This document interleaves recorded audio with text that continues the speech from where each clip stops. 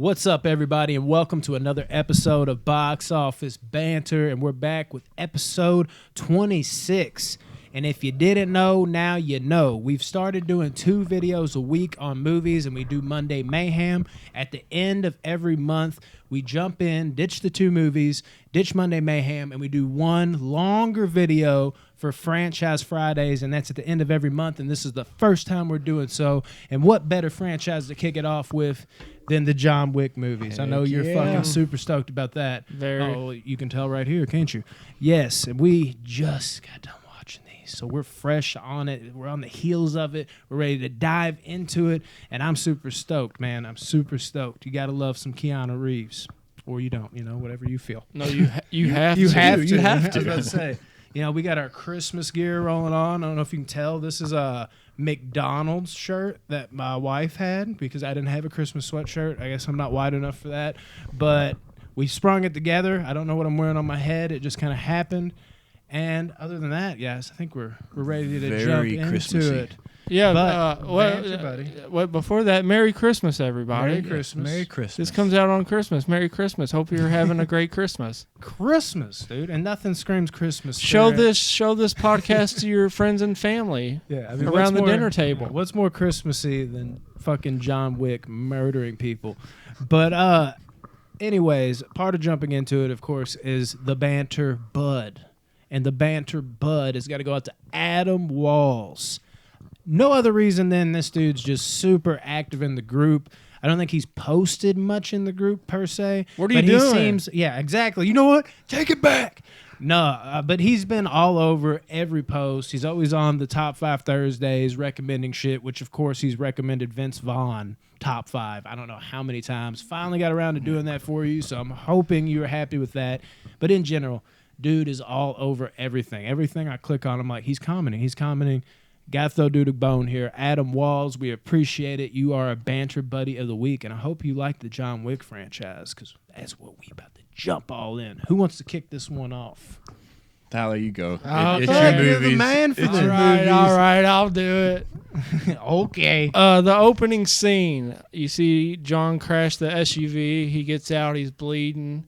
It's basically showing you the end of the movie, but at the beginning. And then he leans up against this, rock face pretty much, and looks at his phone, and it's a video of him and his wife, who you find out is deceased.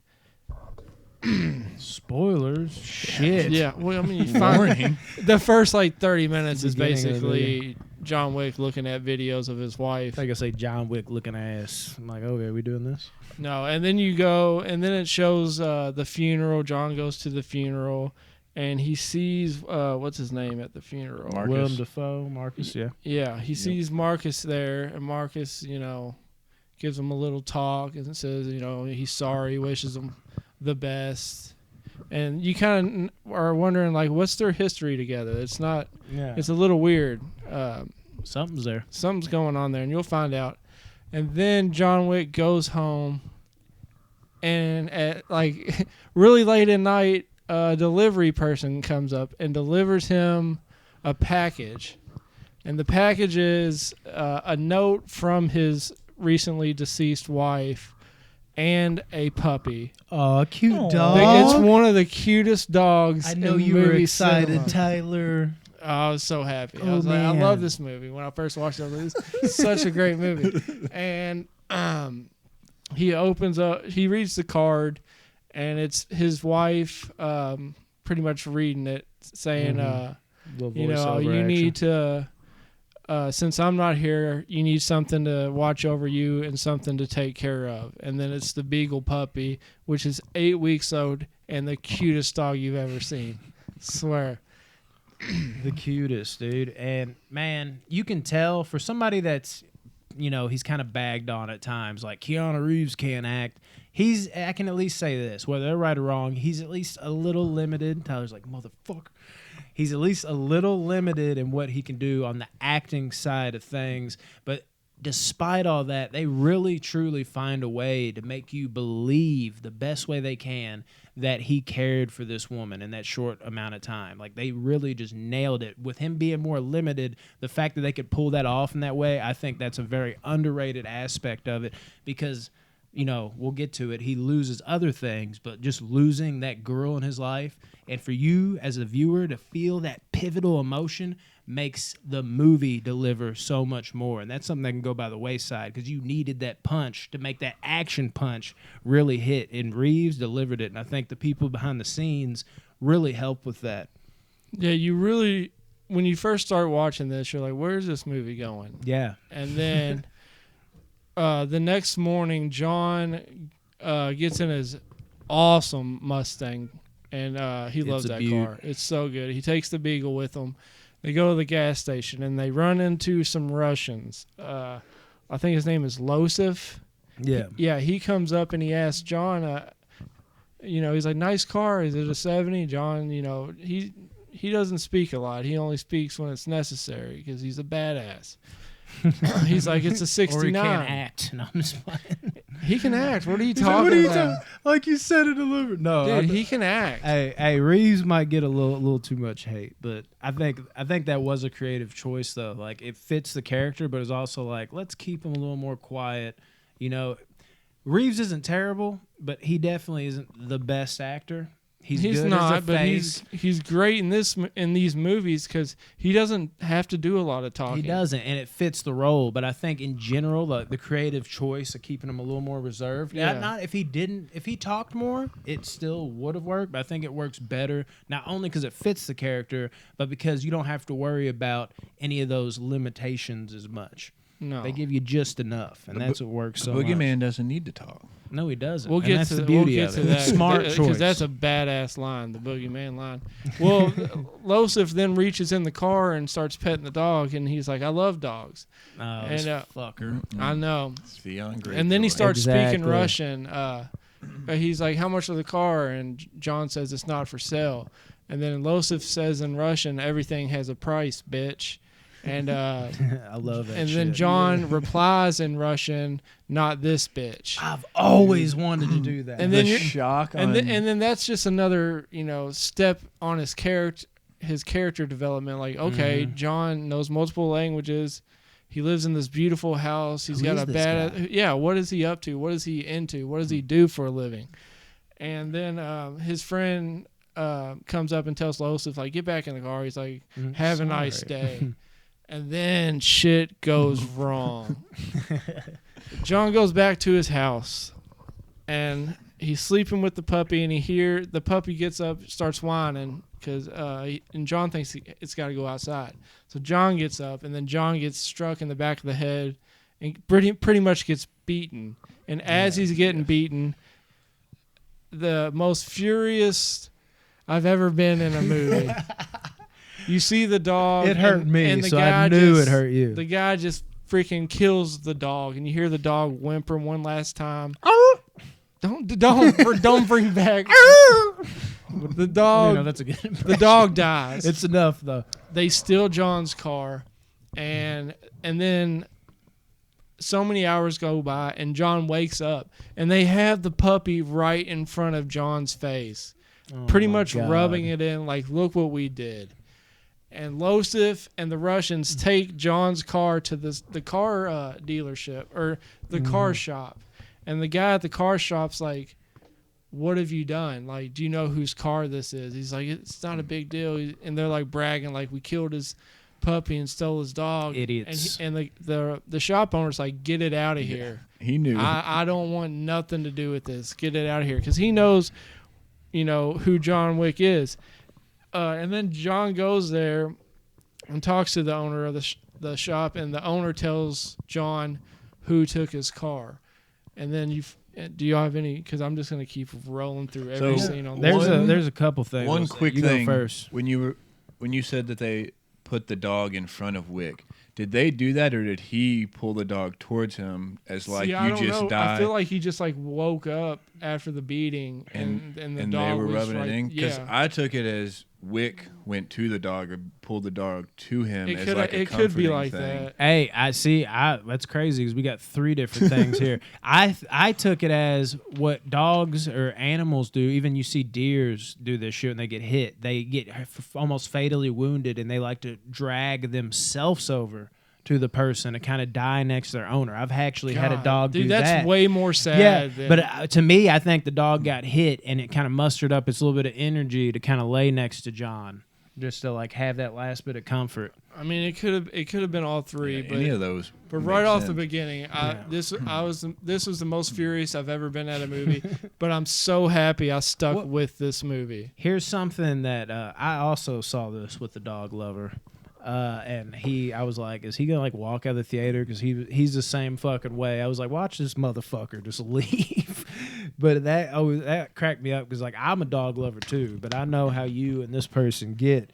But for me, was there a bit of like, is it almost weird to see John kind of get got right there? Because he's almost like a superhero. Yeah, he's unstoppable. It's weird the fact that he even got played like that. Now, you could chalk it up to Rust, and he actually says in the future, which kind of helped me because I didn't remember that scene exactly, he's like, maybe I'm a bit rusty. Yeah. But in the moment I saw it, I'm like, from where this started, yeah, for sure, because you don't even know who he is yet. But when you see how invincible he is the rest of the way, I remember like sitting there when I was watching this the other day. I'm like, that's almost kind of fucked up because that would not happen to John Wick. But they do have that nice little plant, just like Rusty, I guess, because he's been out the game for like 5 years. So at least they fill in the gaps there. But there is a part of me that's just like, they ain't gonna fucking catch John Wick like that. They just can't.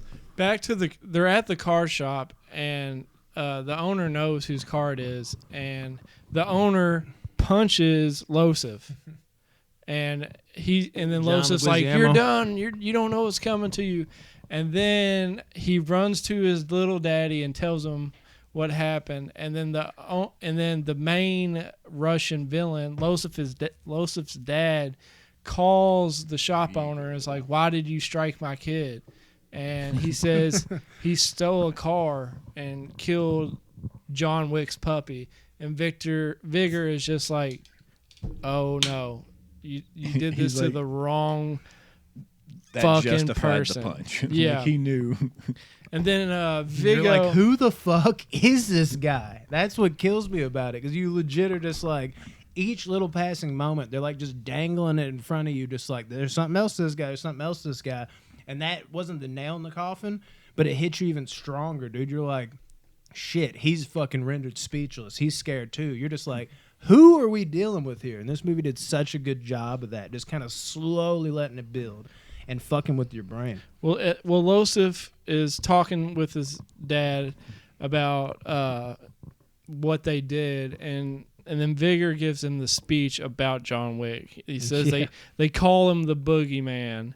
And the reason they call that is because he's the person that they send out to kill the boogeyman. Yeah. Which that's such a badass line. Yeah. Being called a boogeyman. And while this is happening, Losif's like, I can take him. He's a Let me finish what I started. I can finish, I can take out John Wick. And all while this is happening, John is getting prepared. He goes down into his garage and starts hammering out cement, the sledgehammer, and he gets guns and gold and everything. The back and forth frames that they do. That's what I was going to say. Vigo talking to his son and explaining it, and then they flash to John sledgehammering that, and then back to him, and like this is where like you really figure out who John Wick is in the movie. He's the person that you task to kill the boogeyman, and you see him like uncover all these weapons and all these gold coins. You're like, what the fuck are those gold coins? Like, what is going on? He's got all these grenades down in there.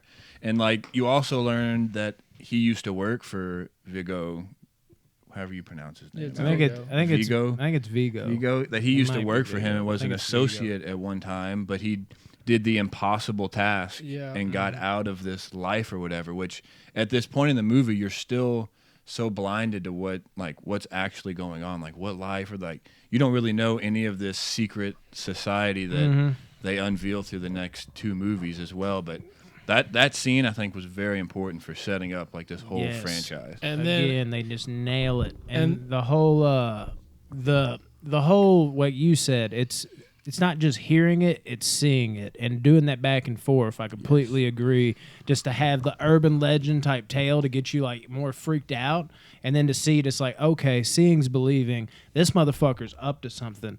And my biggest takeaway too, like I know he's playing hard in the moments, but after all that and the story, how afraid would you be if you were Theon Gay Boy right there, dude? Because you would be losing your mind. You'd be like, if this is fucking true, and I don't know why my dad would lie to me.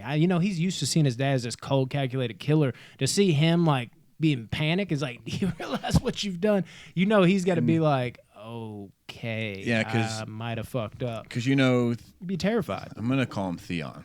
You know who I'm talking about. Yeah, Yosef. Yeah, Theon Greyjoy's dad. He knows he's like this mob boss and not scared of anybody. So for him to be scared of John Wick, that fear had to really set in to him at that point. Like, he's stubborn. He might not show it, but you can see it in his eyes. Like, it's like, yeah, dude, good luck. Yeah, Losif is just this rich, privileged kid that thinks that he's got so many people watching him to protect him, but it ain't gonna help. Oh, and he's been on the other power. He's been on the power end of that spectrum. He's never had to worry about anybody. He doesn't know what that other side is like. And the back and forth shots with John Wick and them, I remember the first time watching it, going, "Oh, Wick's about to fuck some shit up." Like, you just know he's about to start murdering. I knew people. It was coming, but I don't know if I knew it was coming like as that. much as it is. And I remember being in the theater, dude. Like, there was like that feel, because like at the time nobody really knew what they were getting into. They were like, okay, looks cool enough. Saw that shit opening night, dude. You could hear people in the crowd, but it wasn't like annoying people in the crowd where they were just talking the whole movie. It was like that, talking that gets you kind of hyped up too. Like they're like, "Oh shit, like that's my dog." But we'll get to why they're reacting that way. But that's just a little taste of what John Wick is capable of, because he shows it. And then Vigo, after talking to his son, calls John Wick, and he's like, "Let's make a deal. Let's not resort to our normal violence. Let's make a deal." Yeah. John doesn't reply at all. So Right? Vigo asks the guy from Geico guy. He's from the Mayhem commercial. I think it's Allstate. Yeah, ain't it Geico? Is it I think it's Allstate? Allstate. Yeah, I was trying to think of what it was. When I rewatched it, I was like, "Holy shit!" Yeah, It is Allstate, I think so. He tells him to get a crew together to kill John Wick, and the guy's like, "How many you need?" And Vigo says, "How many you got?" Yeah. So they're going to send everyone at John Wick to protect Vigo and Losif. And that's the night when they all break in and John Wick just brutally murders everyone. And you get to see the real John Wick. Was going crazy. When John Wick starts getting revenge on, I don't even know how many people, 15 people? I got it. You ready? There's a whole website with the kills. At John's house, he kills 13 people. 13. Sounds right. Shoots his gun 20 times with 19 hits, 1 miss, 95% accuracy with 11 headshots. Dude, he's just an urban legend. And the fact I'll break down every fight scene. The fact that Reeves is the real deal is the biggest thing. Yes. Because that adds to it. If it was just some random guy, like, you can tell he knows what he's doing. And as sad as it is to say, in a lot of these American action films, especially more on the martial arts side of things. I mean, the director of this, I got some inside information on that. Not like I fucking know him. I'm not like Tyler over here, like, I met him at an Applebee's, but I got some information on him from, like, low-key interviews and shit. But he was a martial artist, and he talked about how, like, what can we do with, we've seen him in The Matrix. Keanu, he's limited, but he can do something. He's like, what's an easy thing for him to do that he can learn? And we'll ask him if he's willing to go all in on it. And Keanu it wasn't just the gun fu, as like they ended up calling it gung fu, I might call it. Might be what it's called exactly. I don't know if there's that added G or just gun fu. But he was talking about what's easy. It's the fucking what the fuck they call it? Just the grappling, like the UFC more style. I don't know why I'm blanking so hard in the moment. Jiu-jitsu, exactly. Jiu-jitsu, dude. It was that. It's like, that's simple enough. You don't have to be super limber. Just teach them enough complicated grapple-like attacks. Have that to go with the gunplay, and we could have a badass motherfucker here. Because what he said was, it's not trying to make somebody something it's not. It's making it compatible with his abilities that he already has. And that was just a great choice. And he said Keanu like ran away with the shit. Like he was just all into it, like every day of the week almost. Like, come on, let's get this. I want this character to be just right. Keanu, it's not just luck that John Wick became great. It's in the story, it's in all of that, but it's also Keanu. He wanted that. He wanted to resurface. He wanted to have that action movie, and he poured it all into this. And you can really, really, really tell 110%. I like after he does all the killing in his house. I love when the policeman shows up. Yes, And that's the best shit. And John opens the door, and John's like, noise complaint. And the police see the dead bodies, and he's like, yeah. And he's like, are you working again, John? That was the moment. He's Yes, like, and you're like- I'm sorting some stuff out. And he's like, all right, have a good night, John. They just have that friendly exchange. And Yeah. like I the love- cop sees the dead body, and John Wick turns around and is like, oh. Yeah. Yeah. And then, And you're like, what is going John on? picks up Yeah. the phone and says like some secret Dinner reservation for 12. dinner or reservation for 12. 13, which is 13 dead bodies. Oh, okay, Yeah. that makes sense. Because And it confused me on rewatching. Well- I was like, what? Where's he going? The cop situation, that signified right then and there. That was just like the nail in the coffin right there, that you're like, this character's not just going to be like somebody who can fuck people up. This character's bigger than life. yeah, And you could almost see it on John's face. There was a moment where all the mayhem broke free and he kind of loaded a gun. At least I like to think. And he had this look in his eyes where he was like, he had that second to breathe where he just killed for the first time in a long time, where he's like, I live for this fucking shit, man. And I love that scene. Yeah. But you were saying the 13, yeah. 12, They, 13. those guys Dinner come reservation. in and they clean everything up. The And windows, the bodies. You see him pay with the everything. coin, and you're like, okay, is the coins or some kind of currency Yeah. in this?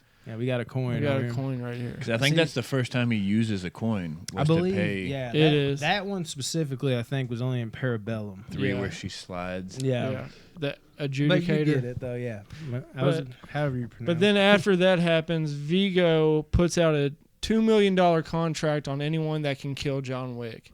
And he also goes and sees Marcus, Mhm. the guy that Green was that- Goblin. yeah, the met Green at the Goblin. William met at Dafoe the funeral. at the funeral. He goes and sees him, and he's like, "Would you kill John Wick for $2 million bucks?" And he agrees. And what does that signify too, dude? That Which- like this world that they fucking built, dude. There's no friends. It's nothing personal. It don't It's matter who business. you are. It's all fucking business, and I love that about it. Yeah, and when Marcus and John met at the first time they meet at the funeral, I was like, okay, they're friends. Mhm. Yeah. And then when Vigo goes and says, "Kill him for $2 million," you're like, "No, don't do it, dude. I know, He's you your don't- friend. Yeah, Don't you do can't, it. you No." can't. And he's like, "I accept." And you're like, "Oh, fuck." And Well, I we'll get love to that. We'll I get to- hated it, but I loved it at the same for time. the movie, yeah, yes, for it was to show great. how cutthroat this Yeah. business can be. That pops up again later in the movie, and we'll get to it on what happens with that. And then, what- So John went to the Continental. John the goes to hotel. the I got a Continental. question to ask Okay, before we go. move on this. You can go ahead with what you're saying. I'll So chime I was in just gonna here in a say he second. goes to the hotel and starts talking to the bartender, and she's like, "Oh, you're back? Are you working Mhm. again?" Blah blah. And Yeah. she gets him his drink or whatever, and like he doesn't take a drink, which confused me the first time I watched it. But rewatching it, he only needed the answer that she wrote on the napkin. She wrote "red circle," which That's is because where. Winston. That's because Winston. He needed to find out where Where, Vigo yeah, was. and she wrote it on the napkin, so he didn't. Yeah, he the didn't red need the circle. drink. Yeah, he just Mhm. wanted the information of where he was. Yeah, and let us explain. The Continental is like the hotel Yes. for Home the base. secret society. Love it. No blood can be shed on the Continental. You can't kill anyone, or you're gonna get, you're gonna sacrifice yourself just by killing someone else. Essentially. No business can be done there. No killing, no nothing. On continental grounds. And I love that. I love Winston. Yes, I love his character. Winston tells John where the kid is that killed his dog He got his- by getting that drink that says they're at the Yeah. Red Circle, which is a club that Losif is at. Winston got his ass kicked by Rod and Hot Rod, though. That's all Yeah. I'm gonna say. Oh yeah. Yeah, but no, what I was gonna say about the Continental before we move on is I'm oddly very curious. Outside of John, I'm very curious, and I don't know why, because I don't feel like it warrants that. But I am overly curious about the guy that checks people in at the Continental. Oh, like yeah. I want to love know his Sharon? character. Yeah, I want to know like his background. Like, of course, we get like a bit of this in 3. I don't want to jump ahead, but like I want to know like how did he get this job? Was he once an assassin, or maybe that didn't work out for him? They kind of stuffed him at the desk. Like I want to know more about this character, and I don't know why. Because I really don't feel like it warrants it, and that's cool if y'all feel the same way. No. But out of everybody other than John, I'm like, dude, I wouldn't even mind like a weird spin-off movie where you find out he's like this murderous psycho and they had to put him at the desk because he went too hard in the paint or something. Well- like I want to know more about him for some reason. I don't know what it is. So I feel the same way, and I think for me it's because whenever he's on screen, it's almost like it's a very calming scene. Like they slow it down, and you're like, He's great. you feel He's almost like great. mesmerized kind of by it, and like they cut the music or whatever, and it's just like a peaceful scene almost, Yes. and Yes. it really draws you into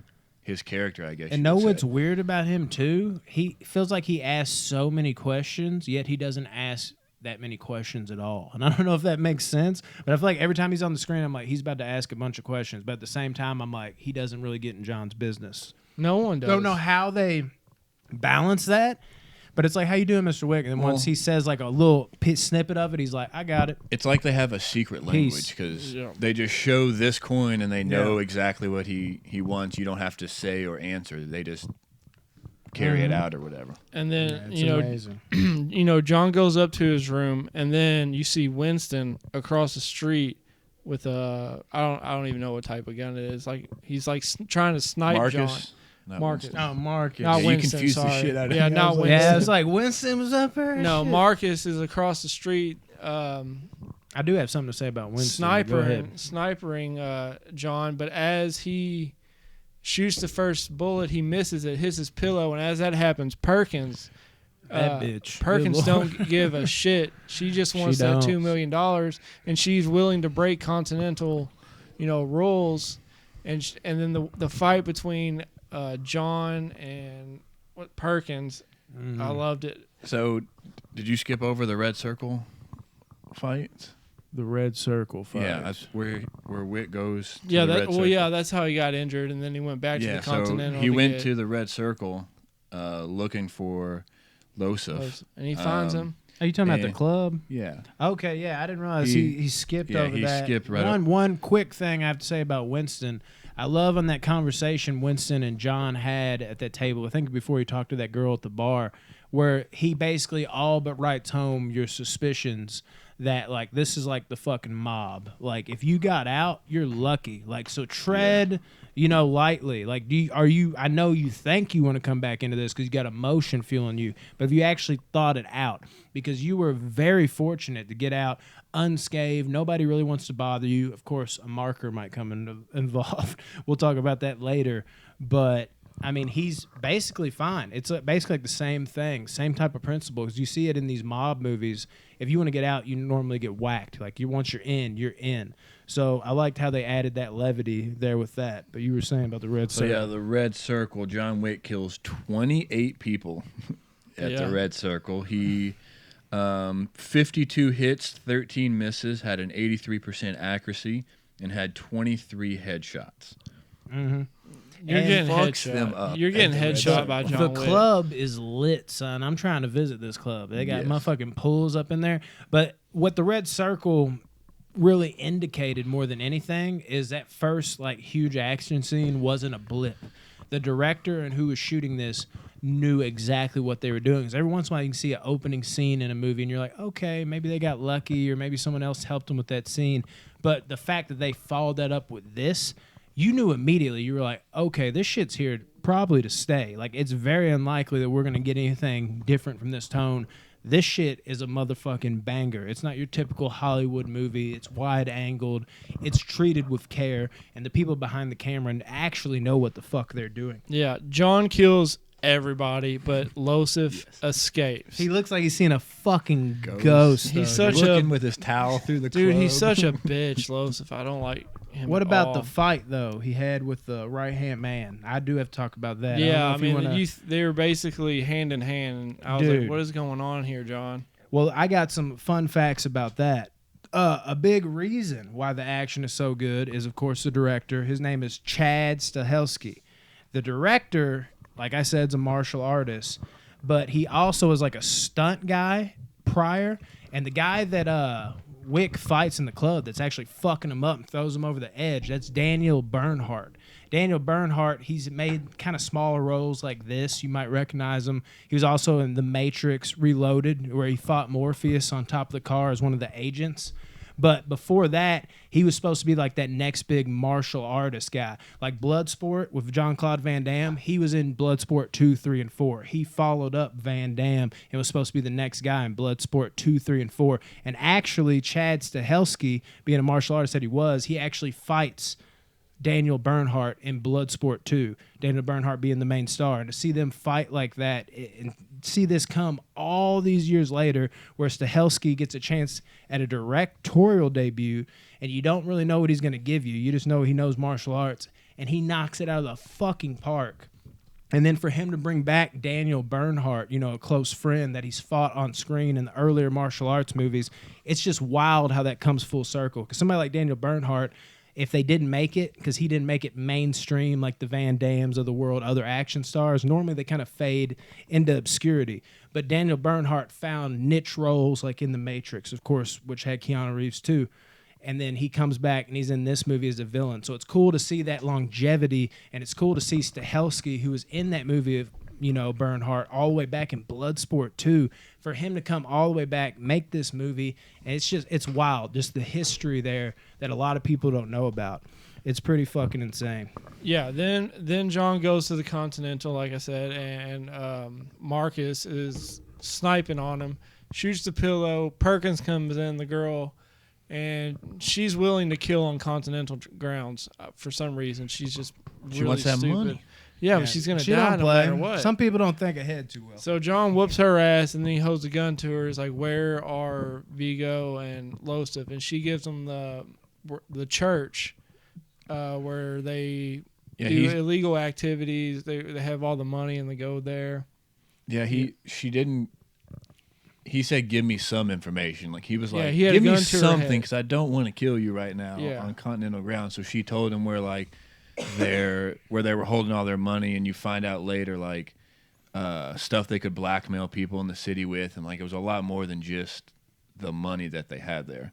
Oh yeah. But going back to when Marcus missed the sniper shot, did you all get any suspicion there at all, or were you like, "Oh shit, he just missed"? Like your first time watching it. I got something to say. Because I was like, was he just warning him? Because the girl came in right after that. I immediately was like, I think he's helping him out. I think he's helping him. Because they were friends, and when he missed, I was like, he would have hit him if he wanted to. Yeah, and it makes sense for him to take the job, even if he said it was like an open contract. You at least instill into Vigo or whatever the fuck's head that okay, I got a professional guy on it. Maybe I don't have to do that. So it lets it off of him just a little bit. Any way he can help, he can for an old friend is kind of the way I felt about it in the situation. I don't know. That was my vibe immediately. I was like, dude, this dude's an assassin. He ain't going to fucking miss like that. No. They have ties. He's taking it on to at least his somewhat shield John from the attack that's definitely coming. Well, yeah, after John burns everything at the church, Vigo, they capture John. So let me pause you. I got church stats.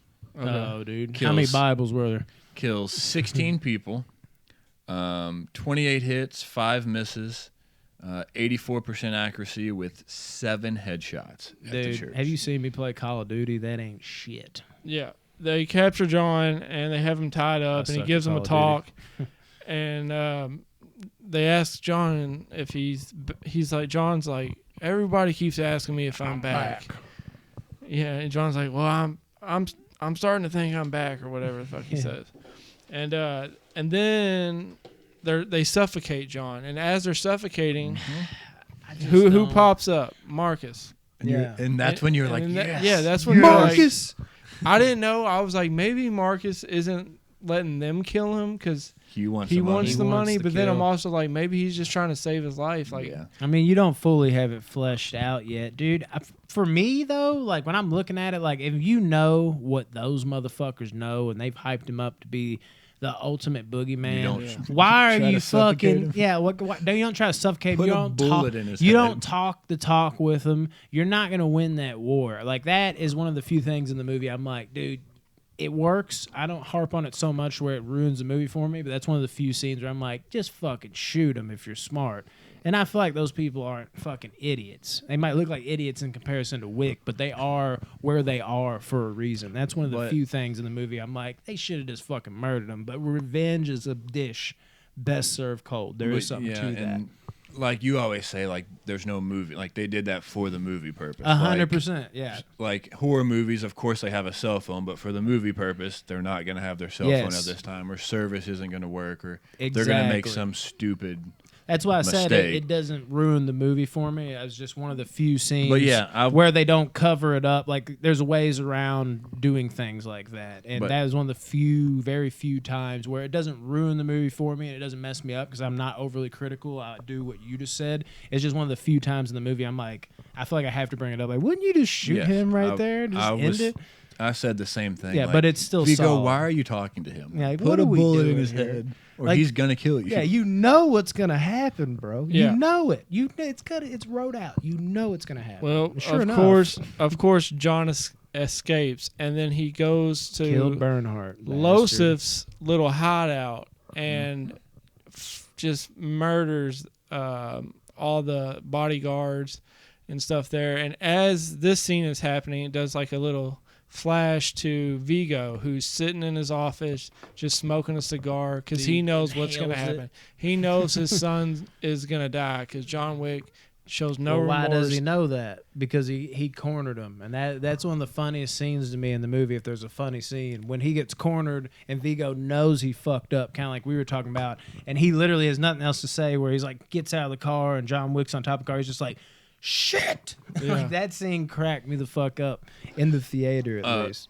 Pause real quick. I want to go back to when Vigo was talking to John because John explains why it was more than just a dog. And I thought the line he said was huge. He said, Vigo was like, it's just a fucking dog. And Wick was like, it's more than a dog. It was hope. An opportunity to live unalone. It symbolized something. Damn, dude. It's like the that, symbolism. That hits you right Yeah, there. the whole movie, and in the future movies, they're like, he's doing all this because someone killed his dog and took his car killed his dog and a car. And you're just like, it's way more than that for John Wick. He just... It's what it signifies and everything. Yeah. Yeah. He wouldn't be doing this. People would have just left him alone, and now he's killing hundreds of people, just getting revenge, trying to get back at Losif. And then he actually shoots Losif in the back. And then Losif is running away. I didn't love Losif's death that much. But I thought they could have done a little more with it. That's how John Wick has to do it. Yeah, John Wick works. walks up to him, and Losif was like, it was just a dog. And in the middle of that, boom, headshot. Before he could finish, he was all business. And he was just like, you're going to die. You're going to have to die. I don't care what you have to say. I don't have to say a badass line to you. Take this bullet and eat it. When Vigo gives up his son, what you were saying, Brandon, when Wick's on top of the car with the shotgun, he tells him where he is, and he goes, they know you're coming. And Wick goes, of course. But it won't matter. It's like, damn. Just instilling even more that he's even more of a badass if you didn't already know at this point in the movie. Yeah, I can safely reveal that I love this movie, but there's a few, I guess, punchlines, you'd call them. You got the actual fights, but like that final that capped the fight, that didn't really hit it for me. This might just be a me thing, but the whole fucking Losif or whatever, like I didn't feel that as much as I wanted to. I guess I could say, like, it worked, but like I wanted to be like, and that's what you get, bitch. And I kind of just like, oh, you got him. I kind of felt more like that with it. But I feel the opposite because of how they did it. Like the fact that Wick didn't let him finish his sentence, I was like, oh shit. Yeah, like I like that. I just felt, I don't know if torture is the way I want to go, but I feel like there could have been more of like he was cornered. but it was so quick. Like it's almost like I'd rather him be in a situation. Maybe that is where Wick delivers like a couple lines, but it's almost you could make the argument that he didn't say anything. He's all about his business. Exactly we don't need to say anything. Like I'm not even saying I'm right. There's just when I watch that, I'm just like, it works. It truly does. I'm not saying it doesn't work, but for me personally, I don't even know exactly what it is. Maybe it is a line here, or maybe there's something. I just wanted it to be like it didn't feel anticlimactic, but it felt more anticlimactic than I wanted it to be. I wanted there to be like that little extra something that stood out. Like it could have been he doesn't say anything, but if on face value it's just kind of like, oh, he didn't say anything. Like, oh, that's cool. He's about his business. I wanted that like punchline. I wanted something with it that was like, oh shit. Yeah. Like I wanted that extra oomph with it. Like he could have been about his business, but I needed like they could have creatively came up with something, I think, that added like a little more boom to it. Because the whole movie, I was like, I can't wait till he gets this bastard back. I can't wait.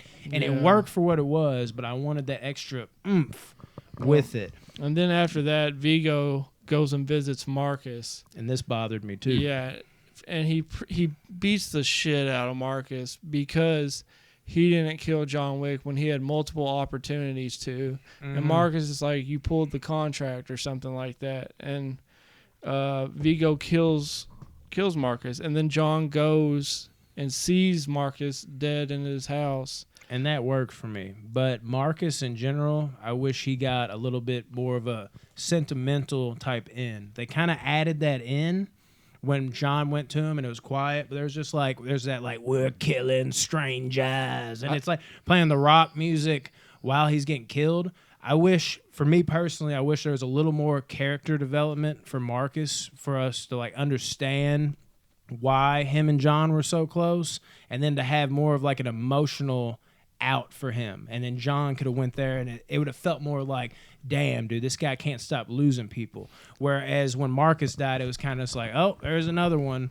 I wanted to feel more for Marcus's death. Well, and I feel like they could have conveyed that better with a little more character development and a little more like, instead of we're killing strangers and rock music playing, he's more like, no, and maybe it plays like a little sadder tone in a way. I don't know. I think they could have tweaked that to make that more impactful, what happened to Marcus. Well, after John kills Lostov, I mean, that's all he had to do. Go get revenge on the people that, took his car and killed the dog. But since Vigo killed Marcus, that just, now he's got to go get more revenge, and now he's got to kill Vigo. And then Perkins getting killed for killing on the Continental ground. She killed that one dude that was babysitting her. Yeah, I mean, I forgot his name. She was handcuffed and everything. She broke out of it and killed. I don't know his name. It was a black guy. I thought and I wrote it she killed down. him. I didn't. She killed him on Continental and I'm blanking grounds on the spot. So Winston's like, you're dead, and those 4 people come out from behind those. I don't know what they're called. Your membership to the Continental is revoked. Yeah, and then they all fucking shoot her. And then right after that, those shit. guys that John called dinner for 13 come up and just clean the body up like it was nothing. Mm-hmm. One scene that I really liked, it's when they were he was at the dock in his car when he kills, he kills 6 people in his car at the dock, but the one where he hits the dude with his car and the dude's rolling over his hood and he shoots him as he's rolling over his hood. I love that. It was fucking sick. kill.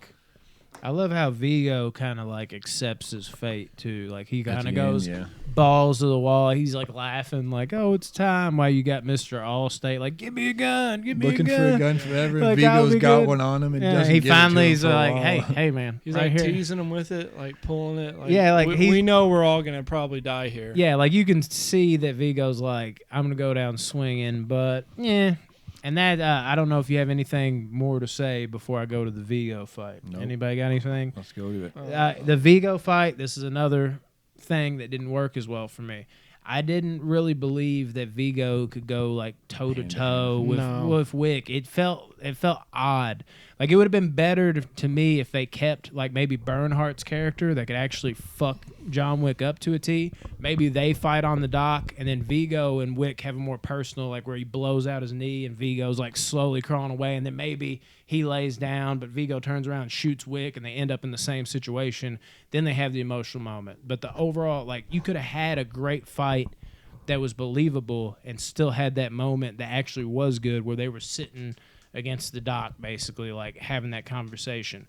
I would not have chose to go the route where Vigo gets the final fight with Wick, but more of his right-hand man gets to fight with Wick, and then they have the moment. It's not emotional, but they have it out just like, you know, kind of like, this is what we are, like, what are we going to do? Like, you know, like, you're going to die. I'm going to fucking at least try to survive. They could have still had that moment, but had the fight been with somebody like Daniel Bernhardt. Don't have that second fight in the warehouse where Wick couldn't even fucking touch him, but when he has his hands behind his back, now he can fuck him up left and right. Have a more fair fight where Wick maybe even is losing in the beginning, but he pulls it off, and then he has the moment with Vigo.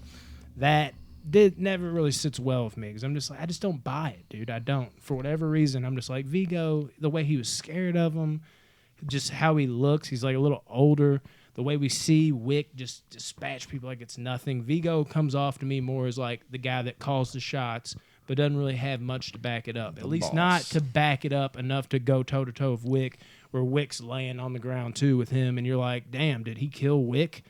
Don't buy it. Should have had Bernhardt or somebody going on the fighting aspects of things, bring in Vigo later for the actual scene where they're sitting down having a moment. Well, then the ending picks up from the very beginning. It shows you what happened in the very beginning. I love it. Tarantino did. John's all stabbed up, and he goes into this veterinarian place or this pound, and he starts, stitching himself up. And then he sees this beautiful pit bull. Beautiful pit bull. Pretty little pit. God. And he, takes it, and then you're like, it's come full circle. John had a dog. Murders he it. got lost. Don't say it. Yeah. Fuck Dude, you that guys. pit bull is, I think the pit bull's more beautiful than the beagle. They're both I'd take the beautiful. pit All bull. dogs are beautiful. All dogs And- go to heaven. So, So that's I mean, that the first one. Are we ready for the second? We're Yeah. giving our score right now, else or you have to at the add? end? No, we'll give them at the end. Okay. I'm good with that. So on to John Wick 2. We're fucking 46 minutes in on one movie. We're killing it. I mean, And this one, dude, I like how it starts off with a bang. John Wick 2 now, guys. yeah. Whereas before we were kind of Hang slowly. on, pause real quick. Yes. John Wick 1. How many? Well, you think you just saw it. How many people do you think he kills in the movie? 93. 86. 77 people. I didn't see it. That's I it? saw it. on 86. 49 headshots, 86% accuracy. He only missed 19 shots throughout the Yeah, movie. he don't miss, man. That's bullshit. Whatever. Sorry. He sucks. Go. No, you're good. On to John Wick 2. Now, beforehand, we were kind of in this build-up mode, which was great. It kind of slowly built up to who John Wick was. And we were slowly kind of figuring that out, and it was amazing for that. And then once it unleashed Wick, they kind of played around with it a little bit, like how much do we keep this close to the vest and keep it realistic? How much do we do the out there shit, like Wick kind of getting hit by a car in the first one, different shit like that.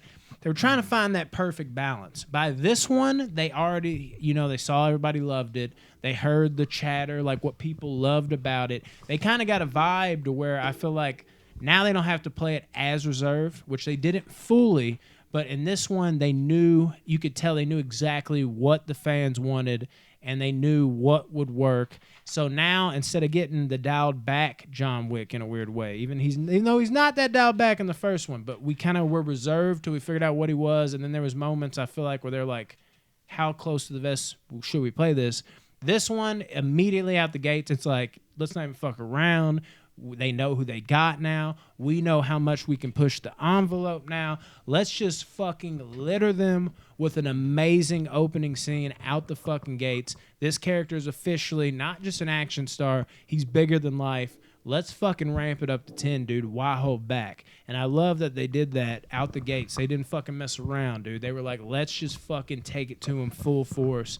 And I think that was a great creative decision on their part. Well, now in this movie, it picks up right where the first one ended. John has basically gotten all the revenge he could for the people that killed his dog. Now he's back for his car, and the car is in another money laundering type front at a taxi factory. Yeah, and it's run by this guy named Abram, and Abram is Vigo's brother. Yes, and Losif's uncle. I love how they tie that together. I love the continuity there. And he starts hearing gunshots. John Wick is just whooping ass up in there, and left and right. Well, he murders so many people just to get back to his car, and then he goes in Abram's office.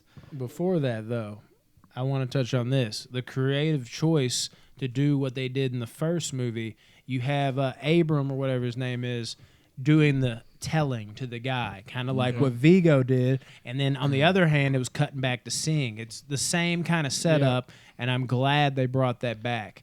I thought that was a great decision. Like, it worked so much the first time. Don't be afraid to use it again. Have that boogeyman build up where you're like, oh, man, here we go. Especially when you've been juicing, ready to fucking get back to John Wick, and then you have the action on top of it. Yeah, and then Abrams' fucking look on his face where he's like staring around like he can hear shit going wrong downstairs. I love that too. The whole story about how John Wick once killed 3 people in a bar with a pencil.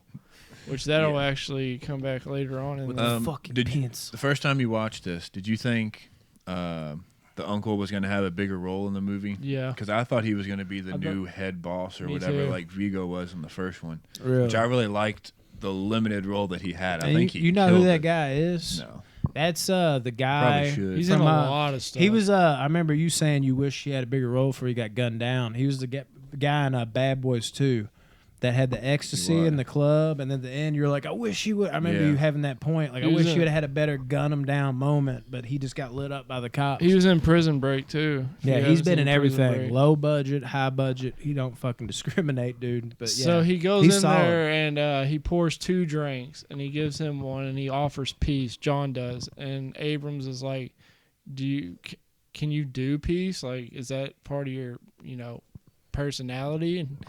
And he's like, yeah, I can do peace. And then he goes out and he gets in his car and just everyone comes after him and he just wrecks his car. Within minutes of getting so bad. So many dope kills with that car. It's almost Demolition Derby-ish, the way he's just fucking people, like wrecking into people, and the way he's using his car as a weapon, especially when he fucking like whips it out like the e-brake and smacks into that guy and he goes into the fucking like rail. Oh, and then he got out and he fought that one guy. The real big guy starts coming, and then John just pulls a gun out and shoots both his kneecaps. Like, takes him down. He didn't even need to use his gun for any other fight. It was just like, I'm just gonna. Yeah, like I'm not even. This guy's not gonna walk right ever again. And then he drives the car home, and the mechanic from the first movie that owns that shop is like, John's like, can you fix it? He's like, duh, this is messed up. This is messed up. But I can fix it. And he's like, give it to me when you're done. He said, it'll be done December or Christmas 2030. 2030.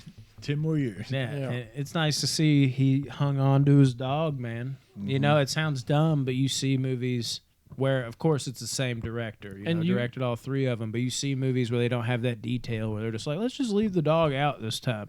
Like, not realizing how important that was. The director, of course, made the creative choice to bring in the dog and make it an important thing, and I'm glad that he brought that dog back, realizing, which I figured he would, but you'd be surprised how many times you see it where they're just like, oh, I didn't even realize that was the biggest part of my movie. Well, all the bad guys, they don't understand that the dog was a gift from his deceased wife. Yeah. And then you find out why the car is so special. It's not because it's a badass car. It's because in the glove compartment, there's a picture of him and his wife. That's the main reason he wanted to get that car back. What about Santino? Yeah, son? then you meet Santino. You meet shows Santino, and he presents John with a marker. Yeah. Which at this point, you're still like, you don't even really know what the marker is or anything like that. I love that about this movie. It has that secret kind of a vibe to a lot of the movie, but you also figure out that Santino is the one that helped John with the impossible task that was mentioned in the first movie that helped John get out. You can't refuse a marker. And John does. John refused Of course. a marker. Oh, shit. Because John just wants to go back to his normal life, but he put his blood on the marker, which means he has to do what Santino wants him to do. But he refuses, so what does Santino do? He gets that fucking grenade launcher. Blows up his house. It's a good enough reason, I feel like, too, to get him out of retirement, obviously. Not just because his fucking house got blown up, but you wonder, he had a great reason, obviously, in the first one, but it makes sense for him to go back to being dormant, kind of the life that he learned to enjoy. Even in the first one, they were like, how was that kind of life? And he's like, too good to me. He said something along the lines of that. He missed that life. He just knew he had business to take care of and something to do because it all fell back on that revenge that he wasn't going to let go idly by. I think this, as the creators, I think this was a solid enough reason to where he's not just out killing and he fell back in love with the job again.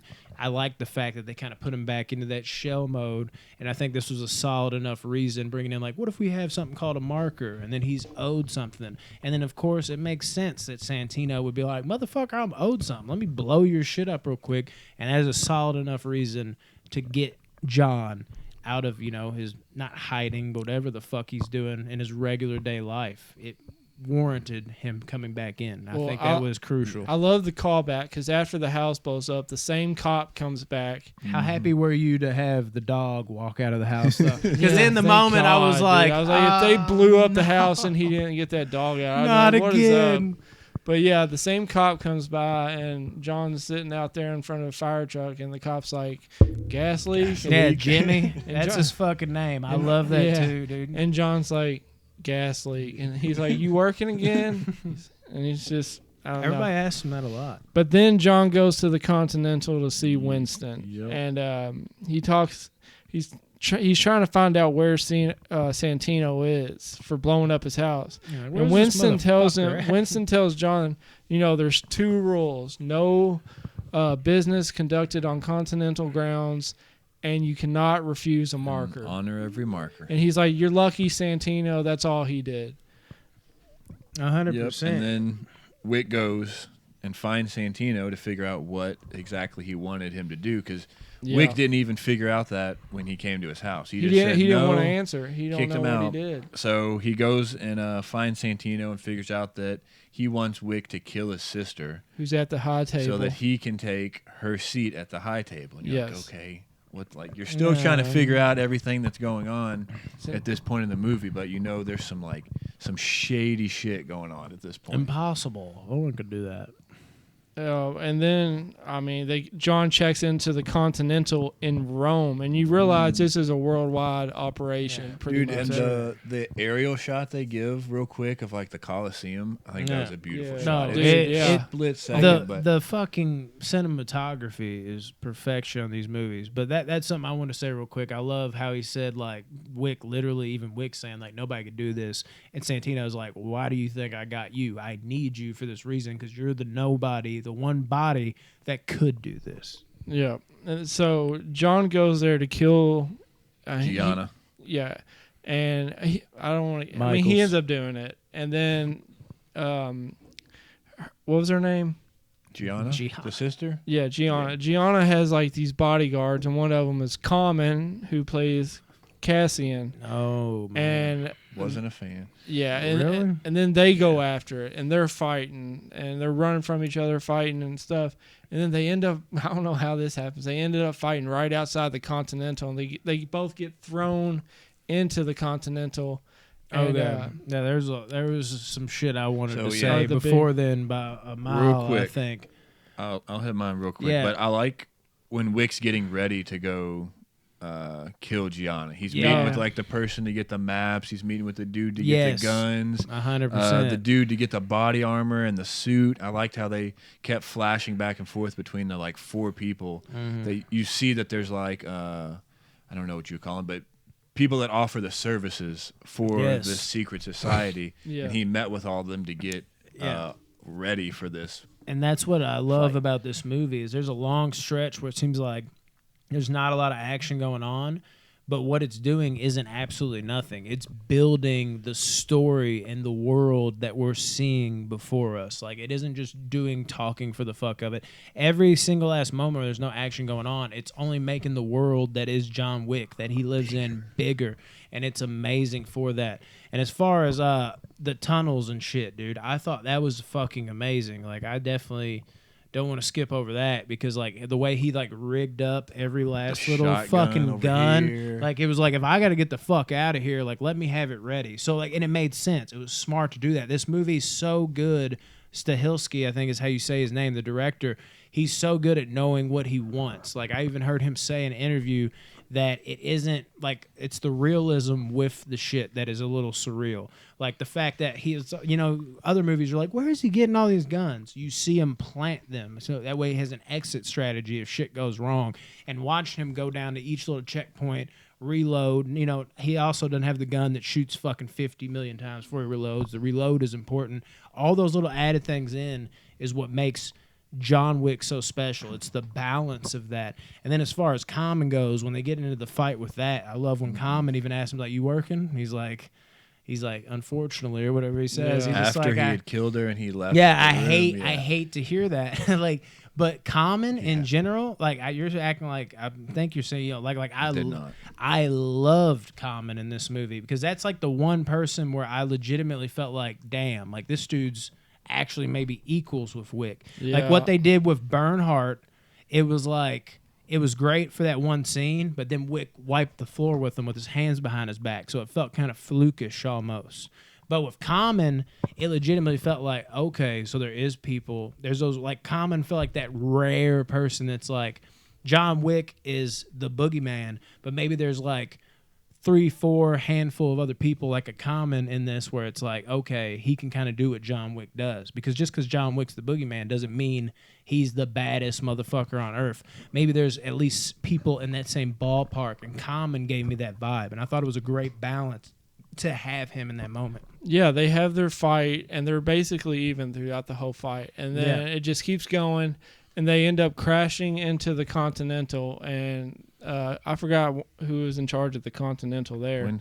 It's what the fuck's his name? It's a dude that John met with. Yeah, I can't remember his name. But he's like, you know, stop, you're on Continental ground. Like, so have they you end forgotten? up They end up going to have a drink together. John's like, is it tequila? Gin? And he's like, is it bourbon? So they have a drink together, and John tells him that Santino gave John the marker to kill his sister. And then Cassian Common is like, I understand business is business. But he basically tells John that he's going to kill John Quick. And John's like... It's John Wick, bro, not John Quick.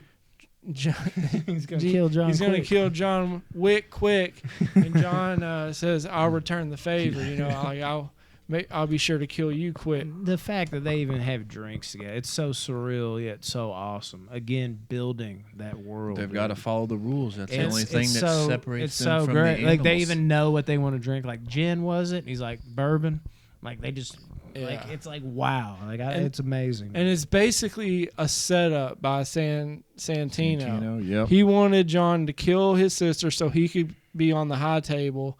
And then Santino's like, what kind of person would I be if I didn't avenge my sister's murder? So he puts a $7 million contract in New York. On John Wick, and you see everyone's phones. I love that. It's like everybody's phones. Like, this is such like a... if it was one of us, we take off. The text messages podcast. where you realize like how big it is. Like Yeah, how it shows many people everybody. are actually homeless involved. people, Yeah. rich people on the street that you would never suspect. The violin playing. The shit lady. with the homeless people, though, I'm like, are they even fucking homeless? Because I almost feel like they're like planted there. Yeah, they are. They have to. I was about be. to say, I was like, they gotta be, right? But when you strictly said homeless people, I didn't know. They if don't you were got that being, data plan. But yeah, I know, but I didn't know if you were like 100% saying like homeless people. You were saying they are in that scene or what they're portrayed. And then as. Winston gets a hold of Santino, and he basically tells him that he messed up big time by forcing John back into action and putting a contract out for him. And now John is fighting random people in New York. Dude, yes. And then he That whole scene. he actually does kill a few people with a pencil. Yeah, Yeah, we got You to had see the- it. Seeing so, is believing. I love the little fight he has with the sumo dude. Oh, that was that great. quick little He fight. just shoves him through that glass. Yeah, he blasts. And then he him through. fights the street performer, the girl with like the violin, like that. And then he fights the two dudes where he ends up killing them both with the pencil. And you're like, Yeah. you finally see that come to fruition because it's been Yeah. said multiple times throughout the movies. It was up like to a this wise point. tale, like Yeah. but like, it, oh, he did that actually actually did it. happen? Yeah. And Right then through him the and ear. Common, dude, meeting the up train? again. On the But even train? before the train, one of my favorite scenes of the whole franchise is when they're fucking like shooting at each other. Oh, really? Casual. Yeah. Like, and nobody knows it. It's almost like they're content with it. Like, I know we're not being marksmen right now, but let's just see what And happens. they're kind of like Common's just like concealing it, boom. And yeah, like Wick's just not like boom. out in the open. Boom, boom. Yeah, like I fucking But then, love that. yeah, and then they get on the train, and I like how slow that built up. Yeah, they go through different everybody- doors, and there's people between them, and they're just locking eyes. They're just not waiting. not taking their eyes off each other, and the train stops. People exit, and they move closer. Slowly, yeah. And then it gets to a point where there's 6 people on the train sitting, and then they fight. And could you imagine being one of those 6 people? Like, on what the hell is train going on? with Lose your John Wick mind. fucking It's about to be a fighting? Like, murder. Holy shit! Like this is really going down right now. And then I like how John, he overpowers Cassian and he puts a knife right into his heart, and it's on his aorta Yeah, he artery. says his aorta. And he's like, can't take it out.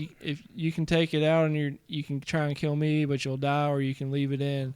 So I mean, that's what John Wick does. He only He wants to says kill the people. Professional, consider it a professional Professional courtesy. Yeah, he only wants which to I kill love. people that do him wrong. Yeah, and I love how Common, he even has a look like he's like, You got me. Yeah, Like you you got me this motherfucker. time. Like there's definitely like a layer of like respect there, like on and how like obviously they're after each other, but it's not just like the sharing of the drink. There's just something there that they're just like, you motherfucker. Like I thought I might have had a chance to get you against you. I thought this was my moment. Like damn it. Well, it is John Wick. Like he's sitting there with that, and I think that's then he great. gets off the train, and there's still, all of New York After coming him. after him. So he goes and he sees this homeless man, and he gives him a coin and says, "Take me to him." And you're They like, would get "Take me what? every time. like take him to who?"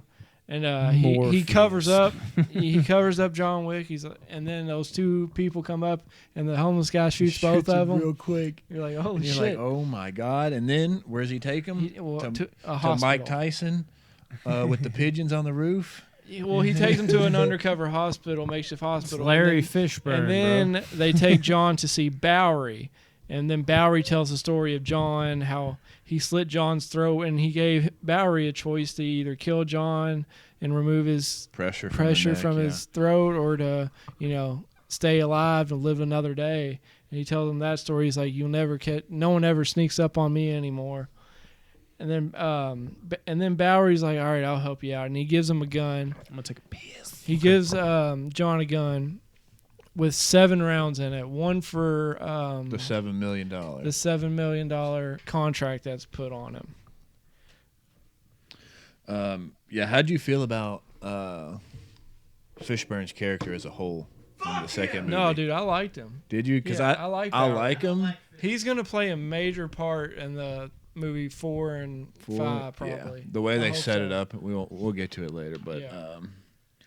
yeah, and then Wick's going after Santino. So what's it? Bowery gives him the gun, like you said, and only gives him 7 rounds. And you see Wick kind of like, the fuck, you only gonna give me Yeah. 7 rounds? That's But he's all like, he needs, really. okay, I'll make it work. And then Santino is just being a bitch, and he goes to the Continental to hide. Because he knows he can't. He knows he can't fight can't John. shed blood on the Continental. So he goes there, and John walks in pissed, and Winston's like, "No, sit down, talk. This is the Continental. You can't do anything."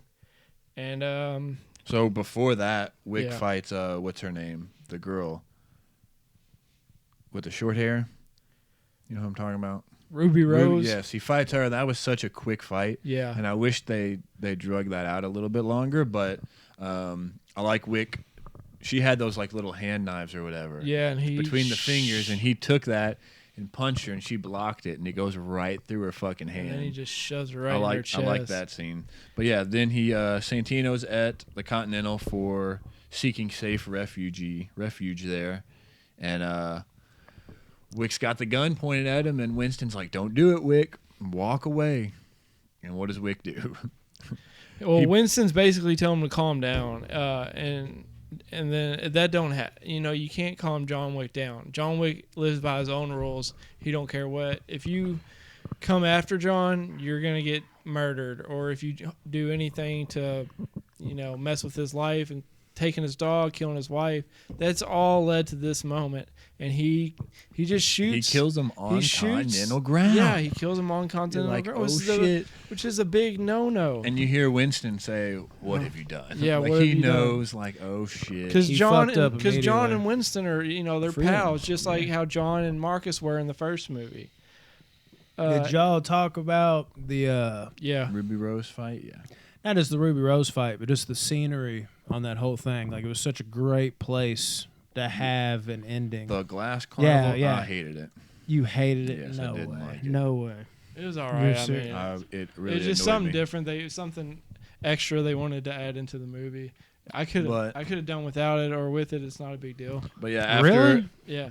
I thought it made it amazing. What an amazing place to fight. I disliked it. So we have 3 different views on that. Really? But- Y'all are legitimately shocking me. I feel like you're fucking with me. I'm 100% serious. No.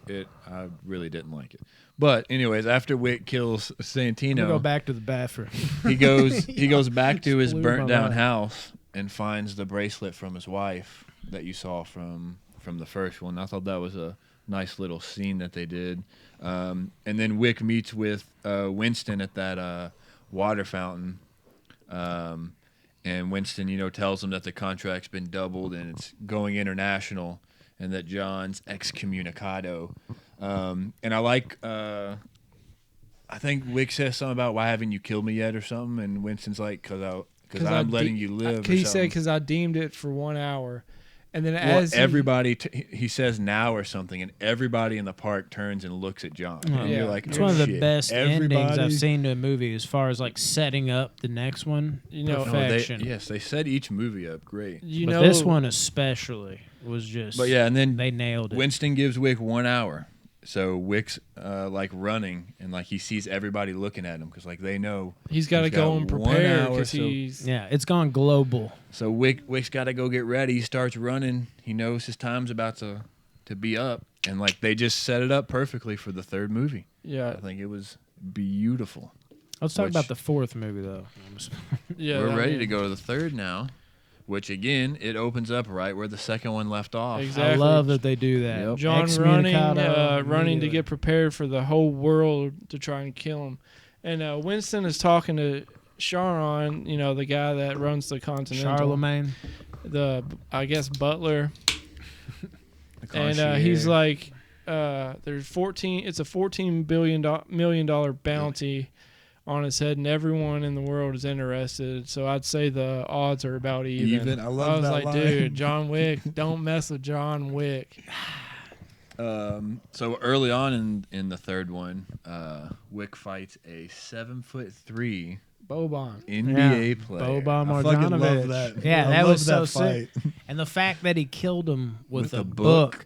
I love First you had pencils, now you got books. Just give John Wick some school Breaks supplies, his bro. fucking neck. For sure. And you're fucked. Like we got to break out the eraser in the next one, bro. Well, He's like, before that, I like John that he gets in a cab, and the cab it's stuck in New York traffic. It's not going Standstill nowhere. traffic. So he leaves his dog in there, which the dog is nameless. He leaves that beautiful baby pit bull. oh, it's a beautiful baby. He gives the taxi driver look like one of right them now. gold coins and is like, "Will you make sure that he gets to the Continental?"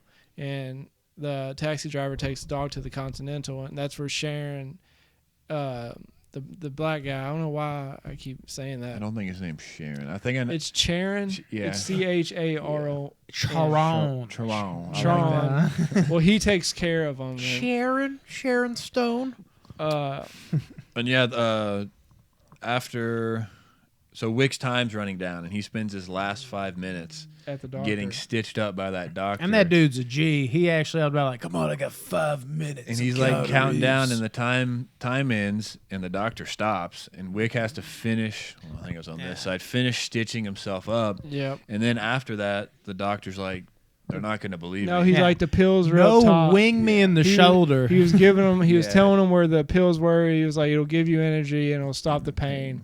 And John's like, "Thanks." And he's like, "You got to shoot me because they won't believe They're gonna that." kill And me. little I things stopped. like that say without saying how great Wick is, and that's what these movies are so good at. Because him getting shot in the gut, you know, like that's just him getting shot in the gut at base value. But he had to get. You normally when somebody gets shot, it's like wing me in the shoulder. He knows because John Wick is that badass. It has to be a gut shot because that is the most deadliest shot that you could possibly do without going straight up head or heart. John Wick wouldn't wing him in the shoulder because John Wick would be way more precise. So that little nugget shows you. Which he does shoot him in the shoulder after the gut, though. Yeah. He says, "Shoot me again. One's not enough." And you're Yeah, like, yeah. Oh my god. He does, but the point is like yeah. he needs that deadly blow Which to both, go with it. Before both times Wick shoots him, the doctor's like, "Shoot me here, Mm-hmm. below the rib, but watch out for my." And then John Exactly. shoots him, and he's like, "Shoot me again in the shoulder, but Yeah. watch out for my." And Wick, Yeah. Watch out for my The collarbone. the shoulder happens, but it's the essence of like he knows he needs that other like more fatal-ish shot. It can't be like that far off from the head or heart because that's too much distance. Yeah, and then Wick wouldn't make that mistake. and then the excommunicado's up and the contract is on and John is Ooh. fighting right away. And Yes, this opening, one of my son, favorite. I think it might be my favorite fight. My in favorite the fight. whole franchise. I wrote with it down. With the eight, I did too. Favorite fight scene with the throwing knives and The those knives, Asians, dude. 100%. That is Holy the shit. best shit ever. And that's another behind the fucking scenes. love it. That's And another then- behind the scenes thing. And then the two guys have like the axes or whatever coming Oh at my him, and God. he fucking takes them out. And then at the end, I love how he ends it. The one dude's sitting down close to the camera, and Wick's in the background. the distance, yeah. And he picks up the axe, and you just see him fucking launch it right into the dude's You head. just you dude. just see that John Wick is not only good at hand-to-hand combat or gun shooting. He can throw Do knives. He can do everything. anything. Yeah. He is And that- assassin. And what's so great about that scene, again, is the realness. Like, there's a lot of stuff that doesn't really, you know, go with believability in the John Wick franchise, but there's just enough shit that is flat out real in it to give that balance. Well, As yeah, I've said a million times, as the director even said, it was purposely done to where normally in movies they throw a knife and it sticks. It A sticks. lot of them miss. It sticks. He's like, how does that happen in real life? If I throw a knife, more often than not, it's not going to stick in you. Now, we might have more stick than what we do, but we're also dealing with John Wick here, right?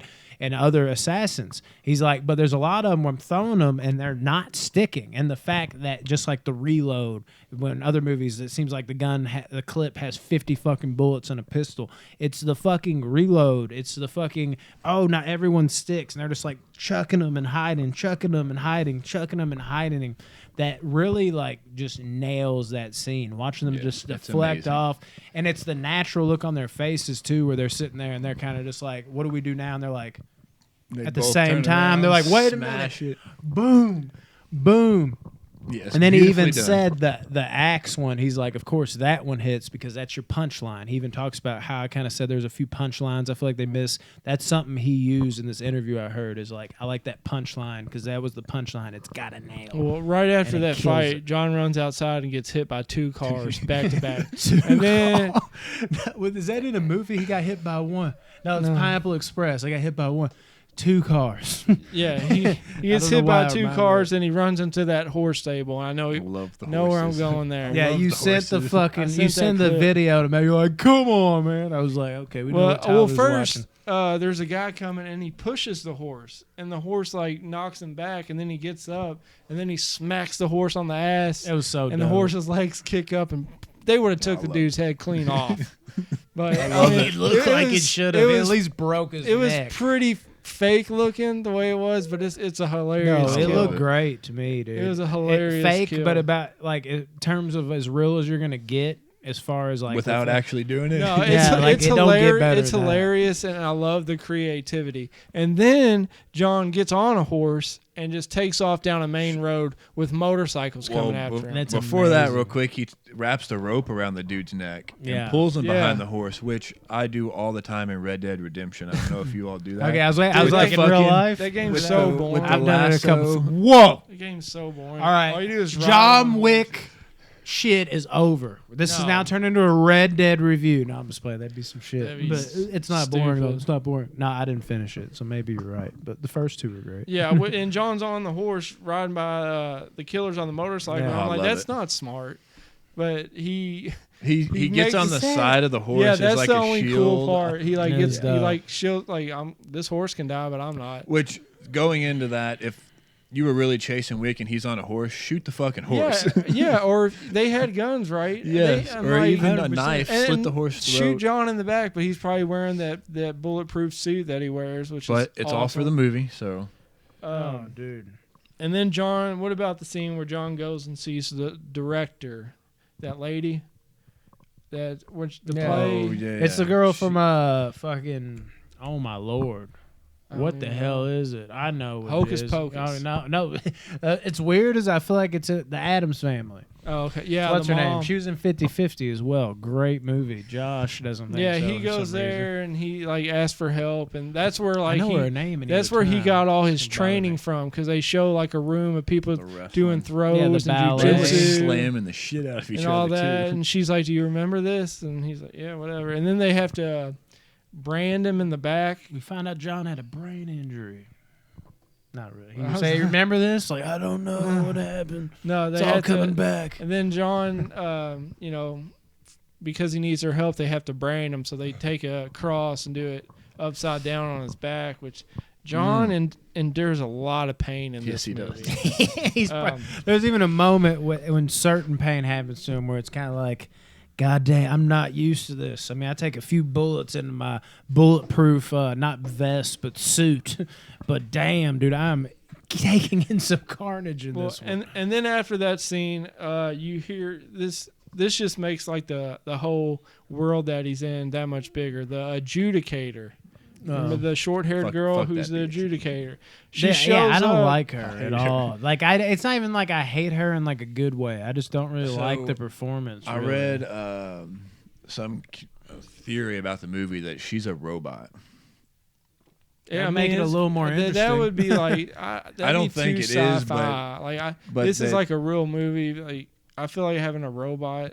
I don't know. It was just I some wouldn't like theory that they- if- and he had like 10 points backing it up or something. It I'm like, I wouldn't could bother see it, me. but I don't. Yeah, I could see don't it, but I think don't. it I is. wouldn't. I would hate if that was true. I wouldn't. I would hate it if they like delved into that kind of thing more, and it's like actually there's this whole robot organization, would and that blames suck. it. That would fucking blow. But if She she wa- was like a one-off kind of robot that was created by a certain person, and then you met that person, and maybe he gets fucking super involved in the story, but the robots aren't a crucial part of the story. Maybe I'd be cool with So it. the only reason I bring it up is because she is very robotic. Yeah, with She her she is. performance. I don't know if it's the wooden acting, but yeah, like her and Jen, like it wouldn't bother me if like Wick like knocked her head off with something and there was just like shit over Right. there, and I'd you were be- just like, Sparks. what? I would be furious if in the fourth and fifth If movie, Wick's like, a robot, no, that they brought robots into it to fight John. That'd be so. I would be if it was stupid. robots. That But would if this is like a ruin the one-off franchise. like surprise, They're not it going to wouldn't do bother that. me. That would ruin the franchise. let you drop the robot. Well, just the a quick adjudicator- minute. No, we're not. The adjudicator shows up to talk to Winston about the crime John did on the Continental grounds, and she asks to see Santino's body, and she's mad at Winston that he didn't just kill John right on the spot, that he let him go for an hour to get prepared Gave him and all time to that run stuff, away. and she tells Yeah. Winston that he needs to get his affairs in order because he is going to be replaced because everything that happened on Continental Yeah, grounds. she's got to go. And he's got 7 days. Yeah, and the adjudicator after that scene, she goes and sees Bowery, who gave John that gun with 7 rounds, and she's talking to him about how he shouldn't have done that. And this is the second scene we saw Mark DeCascos in, who ends up being the main, kind of bad guy that John fights. But what this is huge for me is at this point you kind of were like, is that who I think it was? Is that who I think it was? You had the 2 people from the Raid in this movie. Love him. Oh, yeah. Mad Dog and the Assassin. love That's what Mad he's Dog. listed as. You basically have the main bad guy from the Raid and the main bad guy from the Raid 2. And then to helm all that, Mark DeCascos, dude, who's the guy that does a number on, what's his name, Bowery or whatever. Yeah, He Bowery. fucking lights him up. 7 He is one of, slashes. yeah, essentially. He's Wait, that's one not- of, wait, If y'all Keep going. if y'all don't know who Mark Dacascos is, he's not Jackie Chan, he's not Bruce Lee, he ain't that mainstream, but he's the person just on the outside of the Jet Lis or Jackie Chans of the world. He was huge when it comes to martial arts. He was in Double Dragon, Only the Strong, I believe it's called, where it's like that Eddie Gordo Jamaican type fighting. He was a big martial arts grab to have as that main villain, and he kind of fell off for a while, and they were going to have him come in as like a different actor, but the person they had originally fell out of it, and they ended up being able to scoop him, and he was just like, he's like one of those people when you hear him, he seems like the nicest guy in the world. He was like, really? Like, I'm going to be the main bad guy? And it was awesome seeing him in that role because he was definitely worthy of it, and I love to see him kind of have that rise up kind of moment because he doesn't get as many big roles, but he does get his fair share here and there. But it was cool seeing him as the bad guy. Yeah. And what he did to Bowery or whatever, he just fucking lit him up. Yeah, the adjudicator goes and sees Bowery and talks about the gun that he gave to John and the 7 bullets because it was the gun used to kill Santino on Continental grounds. Mm-hmm. So she tells Bowery that he has 7 days to get his affairs in order and leave. And Bowery goes on this rant talking about, I am the throne. I can't be. No one can replace me. Blah blah blah. And then so she leaves. I try to tell that to And my he- wife all the time, but she And don't then- like it. Lawrence Fishburne kills it in this movie. Dude, he's I love how great. he has a bigger, like, from the second one to the third one, they gave him a Yeah. little bit bigger of a role, and I'm That's something I expecting, wanted to like you comment said, on. Tyler, him to have an even bigger role in the Be fourth cool. one. He definitely is in the fourth. It has to happen. This is a weird one for me. I didn't get to say it because I went and took a piss. Lawrence Fishburne, he was a little better in this one. Second one, he wasn't bad. But since The Matrix, Fishburne, every time I see him in a movie, it's more of like a negative. Like, I stopped liking No. this dude a long time ago. He was amazing back in the day. He's been in a lot of cash grab movies, and a lot of his other roles since The Matrix, maybe there's a couple in there, have felt kind of more like he's mailing it in. But in John Wick 2, when he came in, I was like, oh, Fishburne. I was like, it's kind of cool because it connects with The Matrix, and that was his last big Yeah. movie. But it worked. I was like, okay. Like, this is the first time I've seen Fishburne, and it's not like, okay, let's just get him in here for the sake of being in here. And then the third one, like you're saying, they expand his role, and I'm loved not it. I'm not hating on it. I'm not saying no, Fishburne's he does bad in these great. movies. He is great in these but, movies. But I do honestly believe since like the Matrix days, he's been more cash grabby with lower budget shit. And then when he's been in like the more serious roles, it seems like he's either overacting or not trying. He actually worked in this Yeah, movie, he's which perfect. surprised He me. well, He's not bad for sure. Well, after John talked to the director, that lady, Mhm. she tells him where he needs to go. So John ends up going to Casablanca to see Sophia, yeah. Sophia Howell. which is Halle Berry, and her 2 dogs, which are dope as fuck. I dude. love it. They Now, fuck German how shit. Shepherds. perfect! How perfect There's- is that for I a love how John they Wick keep. movie? I love how they keep bringing dogs into this, and they're not dying. Here's the Except thing, for though. the first one. I got a question. Did you like Halle Berry as Sophia? Yeah, I did. I wasn't huge on it. I'm indifferent about it. She does a fair enough job, but there's a part of me that wonders if I would have rather had like a up and comer or a lesser known person. I mean, kinda like feel either that. way, but she did it great. works. It works. Halle Berry definitely put in the time, and she looks the part. Yeah. But it's also kind of like, man, this has been here, done that. Like, I know we kind of got that with Keanu, and he resurrected his career, but it had to be perfection. There's a part of me that kind of wish it was like, like a underappreciated actor or an up-and-comer for me personally. Like, I'm like 50-50 on that. I think I'm more towards the other way, but Halle Berry did a good enough job to where it kind of makes it 50-50. I was just curious of what y'all thought. And then Wick wants Sophia to take him to her boss, which she ends up doing. Bravado, because of the marker. She refuses, but Yes, that They was have another a thing I marker, wanted yeah. to touch on. It was interesting to see John on the other side of the marker needed situation. help. He Like, we needed got to help. flip the script where it's like, now it's John. It's like, hey, I'm the one with the marker. What's up, bitch? and Sophia You- Sophia refuses. And how scary it had to first. have been for even John, dude, with those dogs. Those dogs are just sitting there on one side here, one side here. Yeah. And they're just like, But the dogs could be only like, take commands from eat Sophia. his face right there. So Sophia, John needs Sophia to tell him where Burrito is. So she Burrito. Burrito, my bad. Excuse me. Where burrito Burrito is. Is Taco Bell? So still I was open? about to say. So then they went to Taco Bell, right? And then when they're Yeah. at Taco But yeah, Bell, you figure out you finally meet him, and it's Bronn from fucking Game of Thrones. Yeah. They that's bring what I wrote another too. Game of Thrones. I was I'm like, you got yeah. Theon Greyjoy in the Which first one, Bronn in the third. might be my favorite Game of Thrones character from the whole show. That's insane to me, but I can almost see I it. fucking He's definitely love top Bronn. 10. I love He's top Bronn. 10. And Yeah. if you've seen Game of Thrones, that's a hard thing to narrow down because there's so many main characters. Okay. But Well, continue. yeah. Continue. Sophia takes them to meet Burrito, and John Burrito.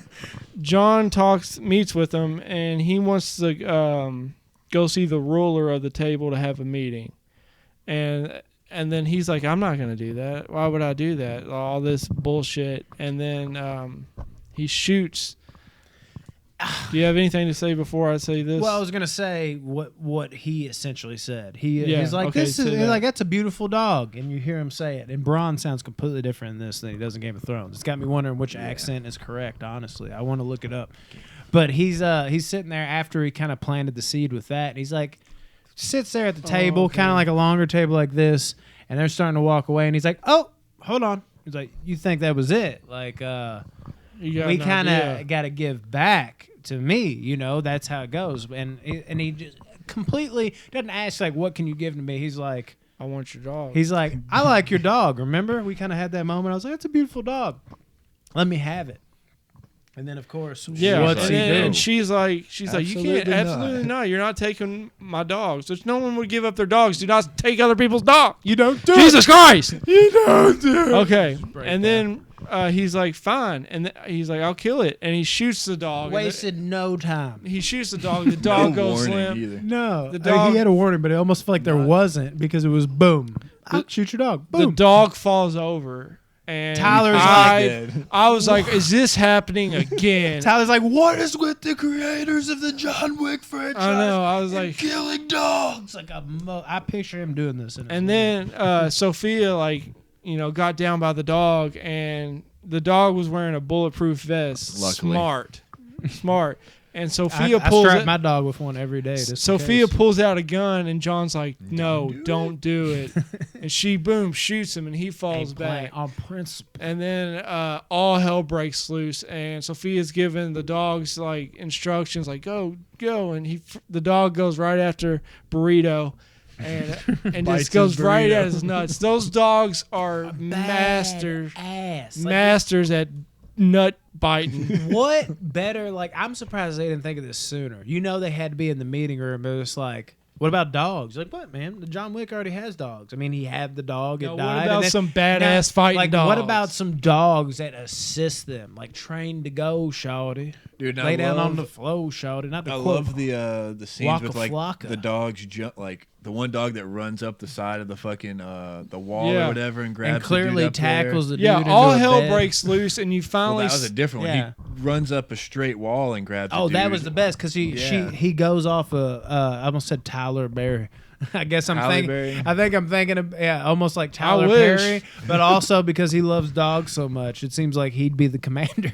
No, but she basically assist jumps it. She's like, Yeah, off my that was back. dope. That was sick as Yeah, then, yeah, fuck. dude. You finally get to see John Wick in action, which he's amazing. Sophia, just as good as John Wick.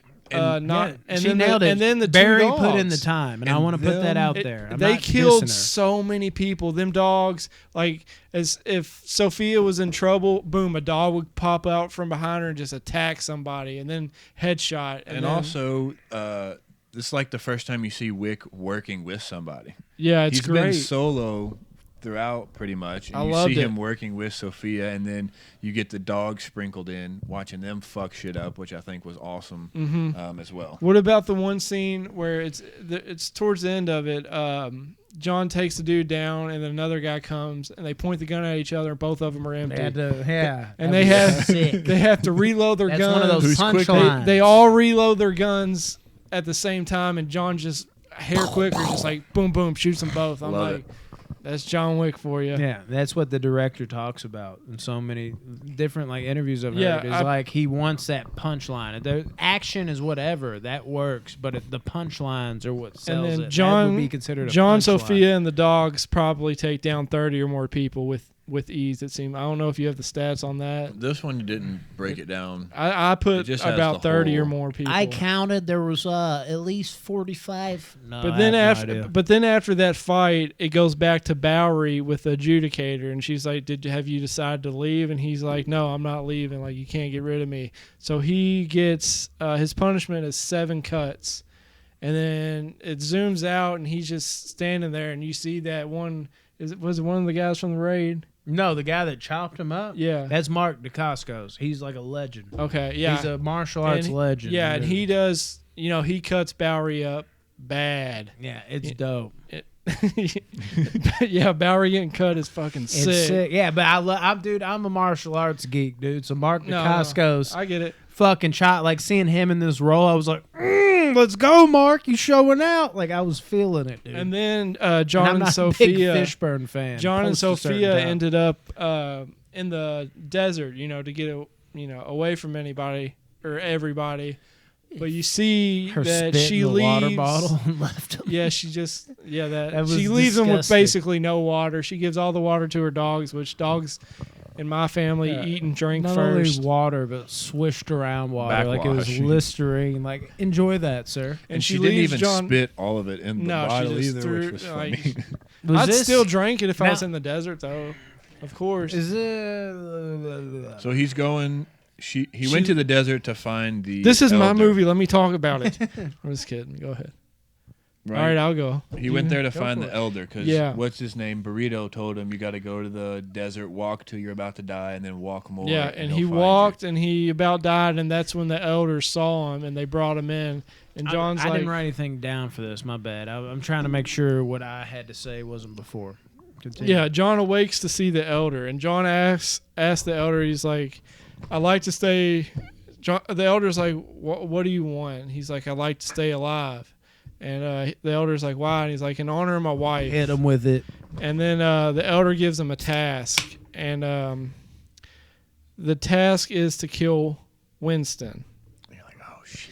And then if he kills Winston, what was that? The contract will close and his excommunicado will be canceled, and he can live his life, but he will still have to be part of this secret society and still do what John Wick Do y'all does like best. this scene, or do you kind of feel like it's pointless since obviously he didn't reach out to kill Winston, Well- or do you like it for the suspense of like, is John gonna do this? I did 'Cause like it. There is an element where you could argue the suspense factor, but there's also an element is just like, why? Like, I don't even need this motherfucker walking through the distance if it's not. It doesn't warrant anything. It almost feels like a bump in the road that doesn't So, need to be there. It did seem a little out of place, the whole desert aspect of it, but when It was beautiful though. It when was shot well. when he says kill Winston, I immediately had flashbacks to Marcus. Marcus saying Yeah. when he was like kill John Wick. Same and you're like, shit. oh shit, is he gonna? That's his friend. Is he gonna kill him? So I think it was also playing on that kind of callback as well. And then it's basically, does John want to, basically continue his life that he has now? I think it was necessary. And in honor of to honor his wife and think about her every day and remember him, or kill a good friend who basically gave him an hour to leave and didn't kill him instantly, which he should have, and to solidify that he would go kill Winston, he cuts off his or his ring finger, Yeah, I say definitely not middle. and he gives him the Gives ring. him- yeah. Ugh. And he did all that to not kill To Winston. not That's follow through. that's why it feels out of place. Like if it was just kind of like a thing where he was like, "I need you to do this," and it was an agreement, it would feel more in place because it's like I can't kill my boy. But for him to kill something that crucial or not kill something because it was that crucial to him, the ring and the finger. That's where it's kind of like, man, So- I know it's I feel like he would have said Friends? anything to live, though. So I think he had every intention of killing Winston until Winston talked to him right before he We'll was get there. about to kill him. Yeah, but the love for the wife, though, it becomes a thing where it's just like, is it enough for him not to do that? Because for me, in a way, not 100%, doesn't ruin it for me, but I feel like the wife, the dog, the base starting point, even Winston, as close as they are, is everything. It goes back to that business side of things. And you know what? Things can get in the way. It can get messy, like what Marcus did for Wick. But at the same time, how much he cared about that. Once he gave that away, I felt like all bets were off. And he probably should have, but he didn't. And it's one of those, it feels a little uneven to me. Doesn't ruin it. Like some people have said, I've heard people say, like, it just feels pointless because, Wick would have done this. But it is a little, it's just a little off kilter to me. And then not too much. And then but John some. goes back to New York at the Continental. But before that, he's fighting everybody again. Killers are even killing each other for the chance to kill John for the money. Is this the motorcycle shit? Yeah, I there's another love the motorcycle motorcycle fight with the scene. guys and that had machetes. One thing before that, I believe it's before that. I love when DeCascos and fucking I forget his name in the movie off the top of my head. I know I wrote it down at some point. And Wick met in the middle. Yeah, I And don't know his name. DeCasco and the crowd's coming through, and he's got that like kids. right hand man. He's kind of disappearing in the background, and DeCascos is talking to him. And then I know where he disappears behind Wick, and Wick's just like just ends him right there. He's like, was He's he like, with you? yeah, and he's just like, well, he was. And then I honestly, it's weird, man, because I have a love-hate relationship with this. I loved the motorcycle fight, which now that we're back on track of what like I was saying right here, you can kind of talk about what you're talking about unless you're just trying to skim over it. No. The motorcycle fight was great. Whoever thought of a motorcycle fight, which I'm sure it was probably the director, with samurai swords, is a fucking genius. It's so badass. I feel like they could have done a little more with it, honestly. It was kind of like there and was it went, but it was amazing while it happened. Like, as soon as I saw it in the trailer, I was like, yes! I can't wait to see that. And and then Super they're chasing each other, and then they wreck right in front of the Continental. Oh my and right God. before the guy's about to kill John, he puts his hand home on base. the step. And who's right there? Of And course. Sharon's right there. He's like, Charlemagne. stop, don't kill. And then they go inside. Unless and you wanna be. They sit next to each other, and I don't know what his name is, but the guy the guy that tried to kill I John. know it, but I'm blanking. It's He expresses- DeCascos is his actor. Yeah, he like expresses his love and respect for John. He's like, man, I love you, I respect you, and I stuff love like that that. scene. Dude. Well, it's he the sat best. right next to him on the couch first, Yeah, and then he Wick got gets up. Yeah, and he's just like, moves. we're like the same, man. Like, he Yeah. was gushing over him. I loved it. I really did, too. And that's where my love-hate comes in. I will get to that part. And But I mean, then John goes upstairs to see Winston, and Winston is, did you really think, though? Did you think he was going to actually do it? We'll I know we get kinda that. He talked goes about up it, there, but did you? and Winston knows John's there to kill him, or that's what he thinks. But John, he's loyal to people that help him out, and he'll, if you mess with him, you're getting murdered. And then that's when the adjudicator comes in. They have this nice, John and Winston have this nice, talk back and forth. And that's when the adjudicator comes up and asks Winston, he was like, are you going to step down? And Winston's like, no, I don't think I am. And then she asks John, are you going to pull a bullet through his head? And he's like, no. The way they do business. I don't think I am. And then that's when the adjudicator calls the administration and deconsecrates the Continental, which that means there's a lot of big words in these movies, Adjudicator, Continental. I do got to say this administration. real quick. Every time you say John, I feel like you say John, and then you go. You don't say John. It always feels like you say John. So I'm always I waiting don't for even notice it. John Jacob Jingleheimer Smith. His name is All right, mine. we're not Yeah, gonna it throws do me off. I'm sorry. I had Well, to she say calls it. and I've heard it like too many deconsecrates times the over these 2 Continental. hours. And what that means, being deconsecrated, is now the Continental is open for blood. Bloodshed. You can kill on that New York Continental ground. barred.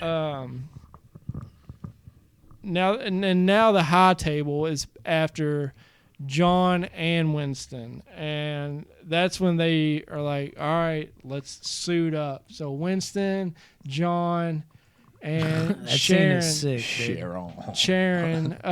They go in like the Ed secret, the secret spot. That room is You know dope. the Continental in New York. That's the Flatiron Building.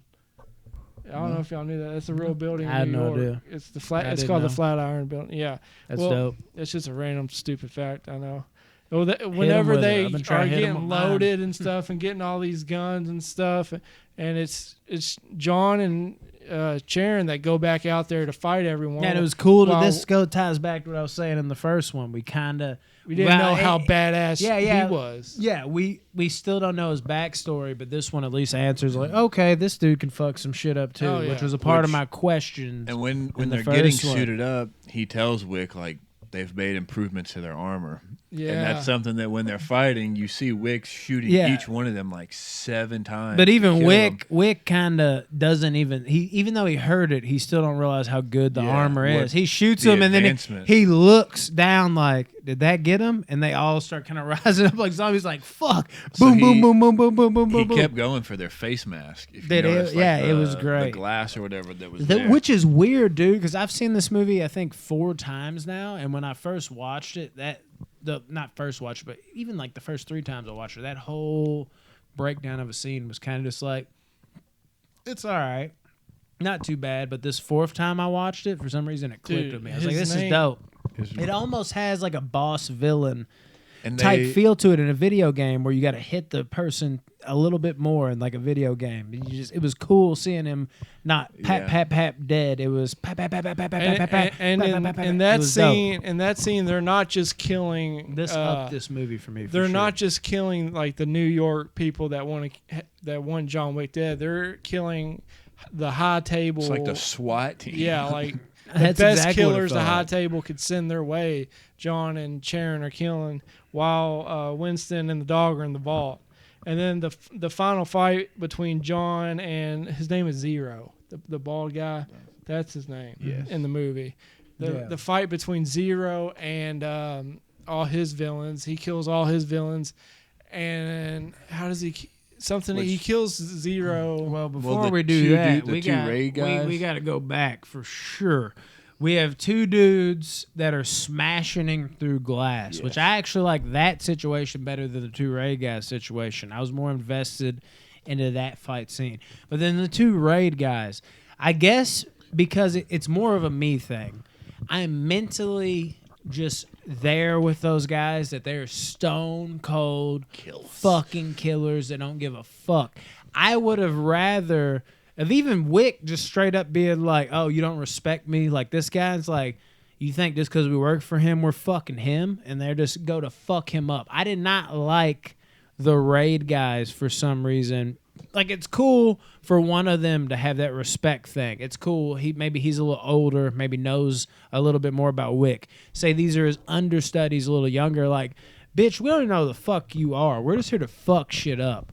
And I would have rather them not had that mutual respect. It took me out of it. I'm like, dude, I know these dudes. I've seen them before. I've seen DeCascos, but I've seen him in enough shit where he's been a good guy too. These dudes are evil assassins to me. I'd have rather them turn the other cheek and been like, I don't give a fuck who you are.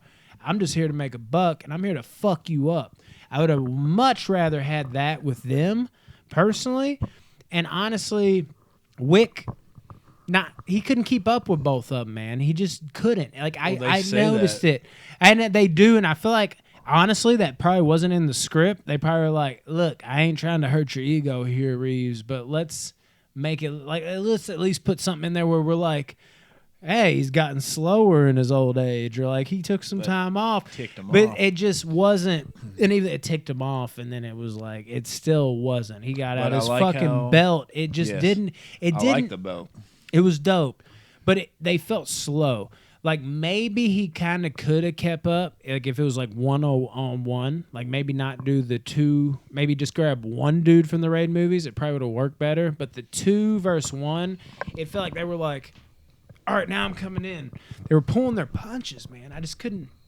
Knowing what they're capable of and knowing how evil they can be from that movie, those 2 things affected that fight scene for me. Yeah. Wholeheartedly. Well, after the fights, they go out on the roof. John Winston and the adjudicator, and the adjudicator's like that Hold was up. We gonna skip over to Costco's fight. We ain't gonna talk nothing about it. what Costco? I haven't been to Costco. Like I was dude. saying, They let's fight in Costco? let's talk about this before we go to DeCostco's fight. And you're like, okay, So, well yes. we can skip over that. DeCostco's fight was actually I really good liked because it was 1-on-1. DeCostco's, So- he actually got to throw a few high kicks in there too, which was dope because he's an athletic motherfucker. So he brought the aspect that you were saying Common brought for you to me. I loved it. The I feeling of, loved it. there's someone else out there who's close to John Wick. That's, and how that's I cool. kind of felt. And it's cool because his emotion towards him. We saw him in the Continental. It was like a personal thing. But his little 2 henchmen or whatever, I didn't need that from them too. Let them be the cold-blooded killers that they were in the raid. Not like I'll be seeing you. Like And- I would have rather had that, and then DeCostco's been like, it's nothing personal. Wah, bow, bow, bow. And something else I like that he brought He was kind great of a as the comedic bad guy. relief to the movie. There's a couple like funny parts, Yeah. which even after like Wick stabs him or whatever, and he's sitting there, Yeah. and he goes, "Pretty good fight, huh?" Yeah, And you're I just like, loved oh it. my God, Dude, like, DeCostco's. You're dying right Are you now. saying DeCasso? Is that like his real name? Yeah, DeCostco's movie is the marshal. Zero. Yeah, Zero. Zero's his name, but Okay. DeCostco's Yeah, he's is- sitting that's there. what he's known as. Is that's his actor name. He's sitting there about to die, and He's like, a face. pretty good in fight, the huh, martial John? arts genre. He goes, "I'll be seeing you," and he's like, "No, you No, you won't." won't. he falls like over. And even dies. above the raid dudes. The raid dudes are popular because of one movie. DeCostco's has a fucking legendary martial arts type background. DeCostco's is a monster, and watching them, I love the whole like behind the mirror, and they were kind of like disappearing, and it worked. And honestly, I felt like DeCostco's at times was kind of pulling his punches because he's a little too fast for Reeves.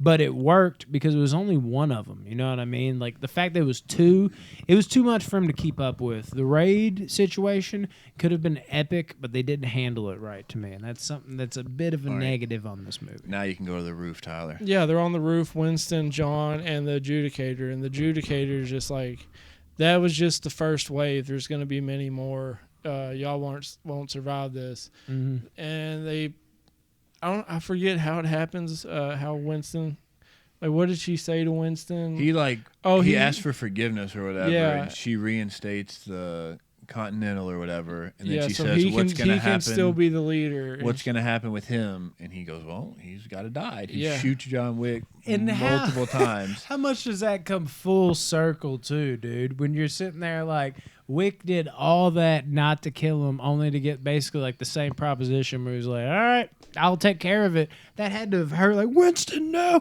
So, Come but on. the whole thing is like Winston knew he wasn't going to die.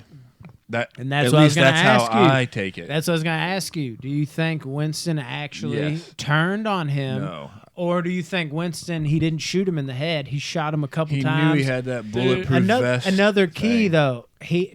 Come I on, think dude falls he- off a cliff basically. He I falls know it's like a building. 120 feet, hitting everything on the way down. I think Winston was trying to kill him. I 100% disagree. I think next Hitting- movie, yeah, he Hitting might have the known thing the saved situation. him. If he wouldn't have hit anything, you absolutely would die. But hitting that slows your momentum down. Winston might have knew Yeah, that something I like that mean- was going down. Winston didn't aim for the head. I'm not saying I it's think- plausible, but that's what I think they went I for. can see it both ways. I think Winston and we'll knew- find out. I think Well, yeah. Winston knew Wick was not going to die.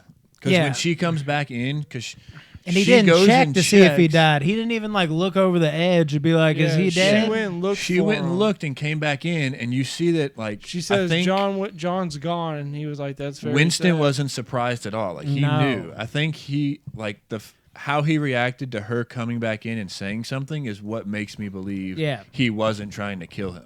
Let me guarantee a scene. I believe this is a guarantee. I can almost guarantee there's going to be a scene in John Wick 4 where John goes up to Winston and he's about to kill him. And Winston's like, "I had to.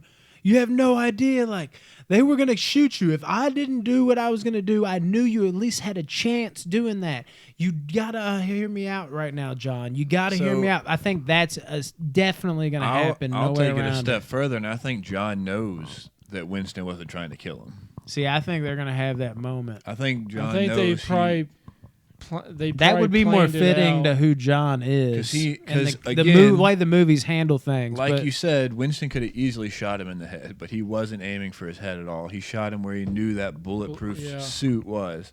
And I think because after he falls, the homeless dude picks him up and takes him to Bowery. that fits more. I think what you're saying fits more, but I feel like it's going to be too hard of a scene to pass up where John has that moment where he's like, how could you, Winston? He's definitely gonna see And Winston again. Winston lets him For know, like, hey, man, like, you got to understand me. You got to understand, like, not as frantic because they're more calm individuals. Like, what was I supposed to do, John? You're going to get shot.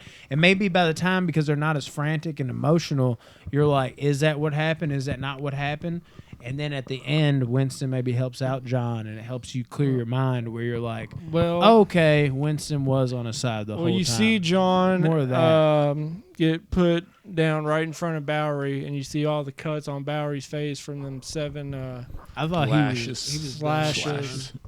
And they're in like a both of like them the probably sewer He underground. probably should have something. died. These Yeah. motherfuckers, he got cut And to now, shreds. now Fucking you can John just fell off a assume roof. that the 4th movie is going to be John and Bowery teaming up, or Bowery giving John advice on what he needs to do next.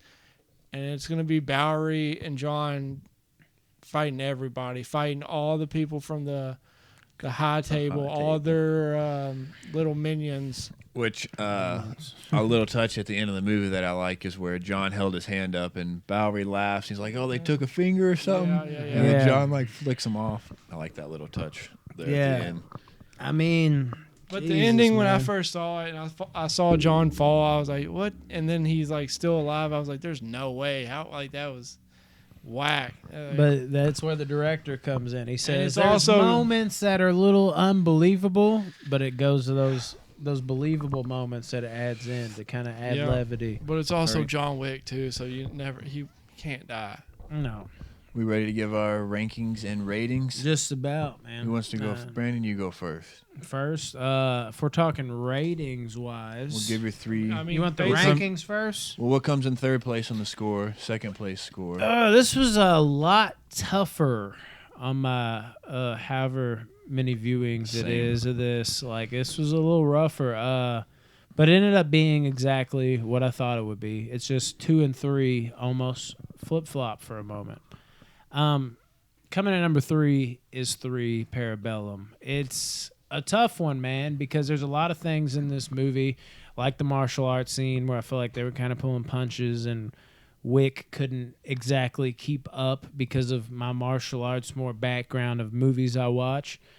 It didn't affect me as much because I kind of learned to more accept what the movie is and what it isn't, and the fact that I really enjoyed just having the characters in the movie. And then, of course, Wick in general, man, like, how was he going to follow up number 2 ending? That was hard for me at first because number 2 was so perfect and the way it ended things. It's almost like there's no way, no matter what it did, it could have lived up to those expectations. And then the knife fight, as you said, was my favorite scene. So it kind of felt a little front-loaded. It almost would have been doper if, like, maybe that was before the last fight to save your heavy hitter for last. And a lot of the problems I had with 3 that kept it from being a great movie weren't there this time. 3 is a great movie. I gave it an 8.1 out of 10. At number 2, some people would say this is blasphemy. I got the original at number 2, and I think it's because as much as I love the beginning, how they kind of slowly build, who is this guy, who is this guy, who is this guy, who is this guy, it's better when he's unleashed, and the set designs, like the fucking mirrors in number 2, that you were kind of like, I didn't really like it, or it was all Not right. a fan. That shocks me. They knew what they had in number 2, and that was the first movie. 3 was great, but 2 was when they realized what they had for the first time. And those fresh ideas just kind of exploded on the screen. And, of course, they upgraded it, man. They did in so many ways. So I think that's why number 2 has got to be my number 1 over number 1, I guess. Number 2's just got more for me there. It's a more complete picture. They build on it in the slower moments. and then the actual action moments deliver and then some a little bit more than the first one for me. So I would go 2, 1, 3, which is what I thought I was going to do. But 3 almost came up and snagged the first one in the butt. And number 1, I'd give an 8.3. And then the number 1 overall, number 2, I'd give a 9.2. All these 1, 2, 3s. It's weird fucking yeah. describing a number 1 overall and number 1 in the movie. Before rewatching all these for this podcast, I had like my definitive way I would rank these movies, and then rewatching them, my whole ranking for them almost changed. Almost. Did you watch them back to back to back, or was it just a couple days type of thing? Because I watched them all. Well, no, not day. in a 6-hour span. Okay, yeah, it wasn't a 6-hour span for me either. It was like 12, and then I finished around like 12. I watched all 3 of them over a 2-day. I was just curious if you did what I did. But number 3, I liked way more this time around for some reason. Same. Expectations lowered a little bit. I remember liking the third one, but not loving it. And then watching it this time around, it went up multiple points. But I give it a 9.1. Not same. Jesus. And then, dude, second place for me is going to be John Wick 2. 2 and 1 are so close to me, and they can be interchanged. I think depending on the mood that I'm in and the time that if we were to do this in a month, it could easily be number 1 for me. It's a weird franchise. For me, then coming in at number 1 is the original John Wick, and I give both 2 and 1 a 9.3. Dude, I can completely see that. And something real quick, like the third one has my favorite scene.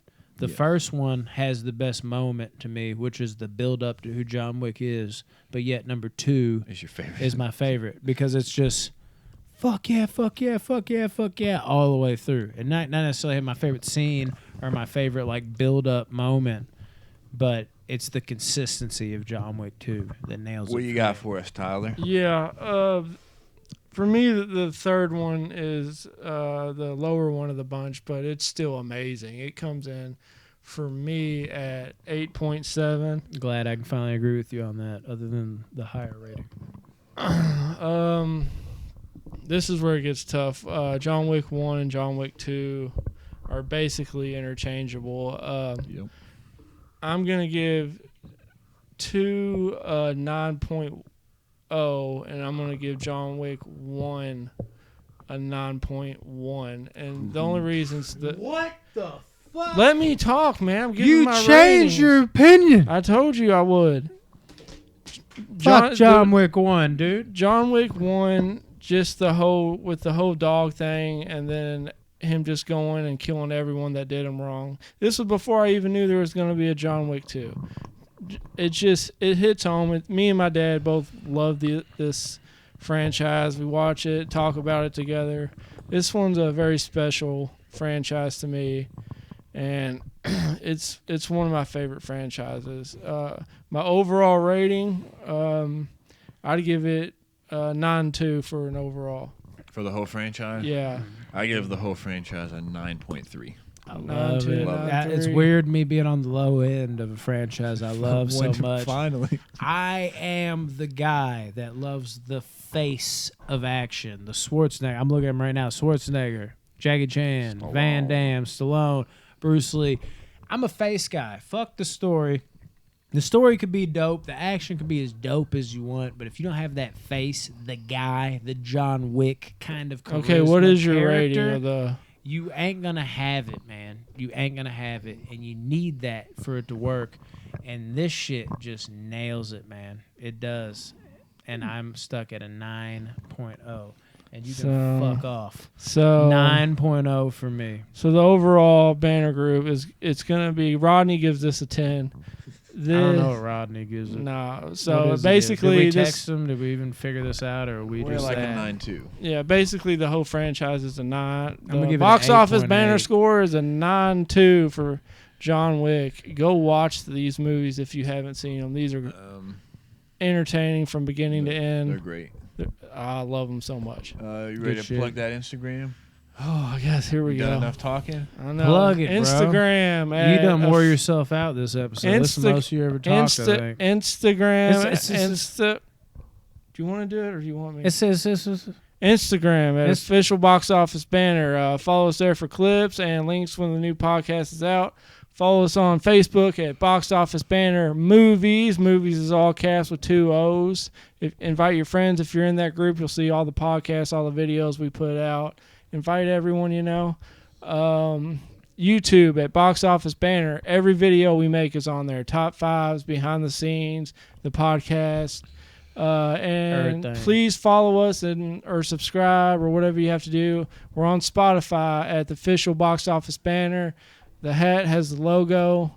You'll see the logo. That's us. You can listen to us on your way to work, at work, on your way home from work, having sex, doing whatever you want.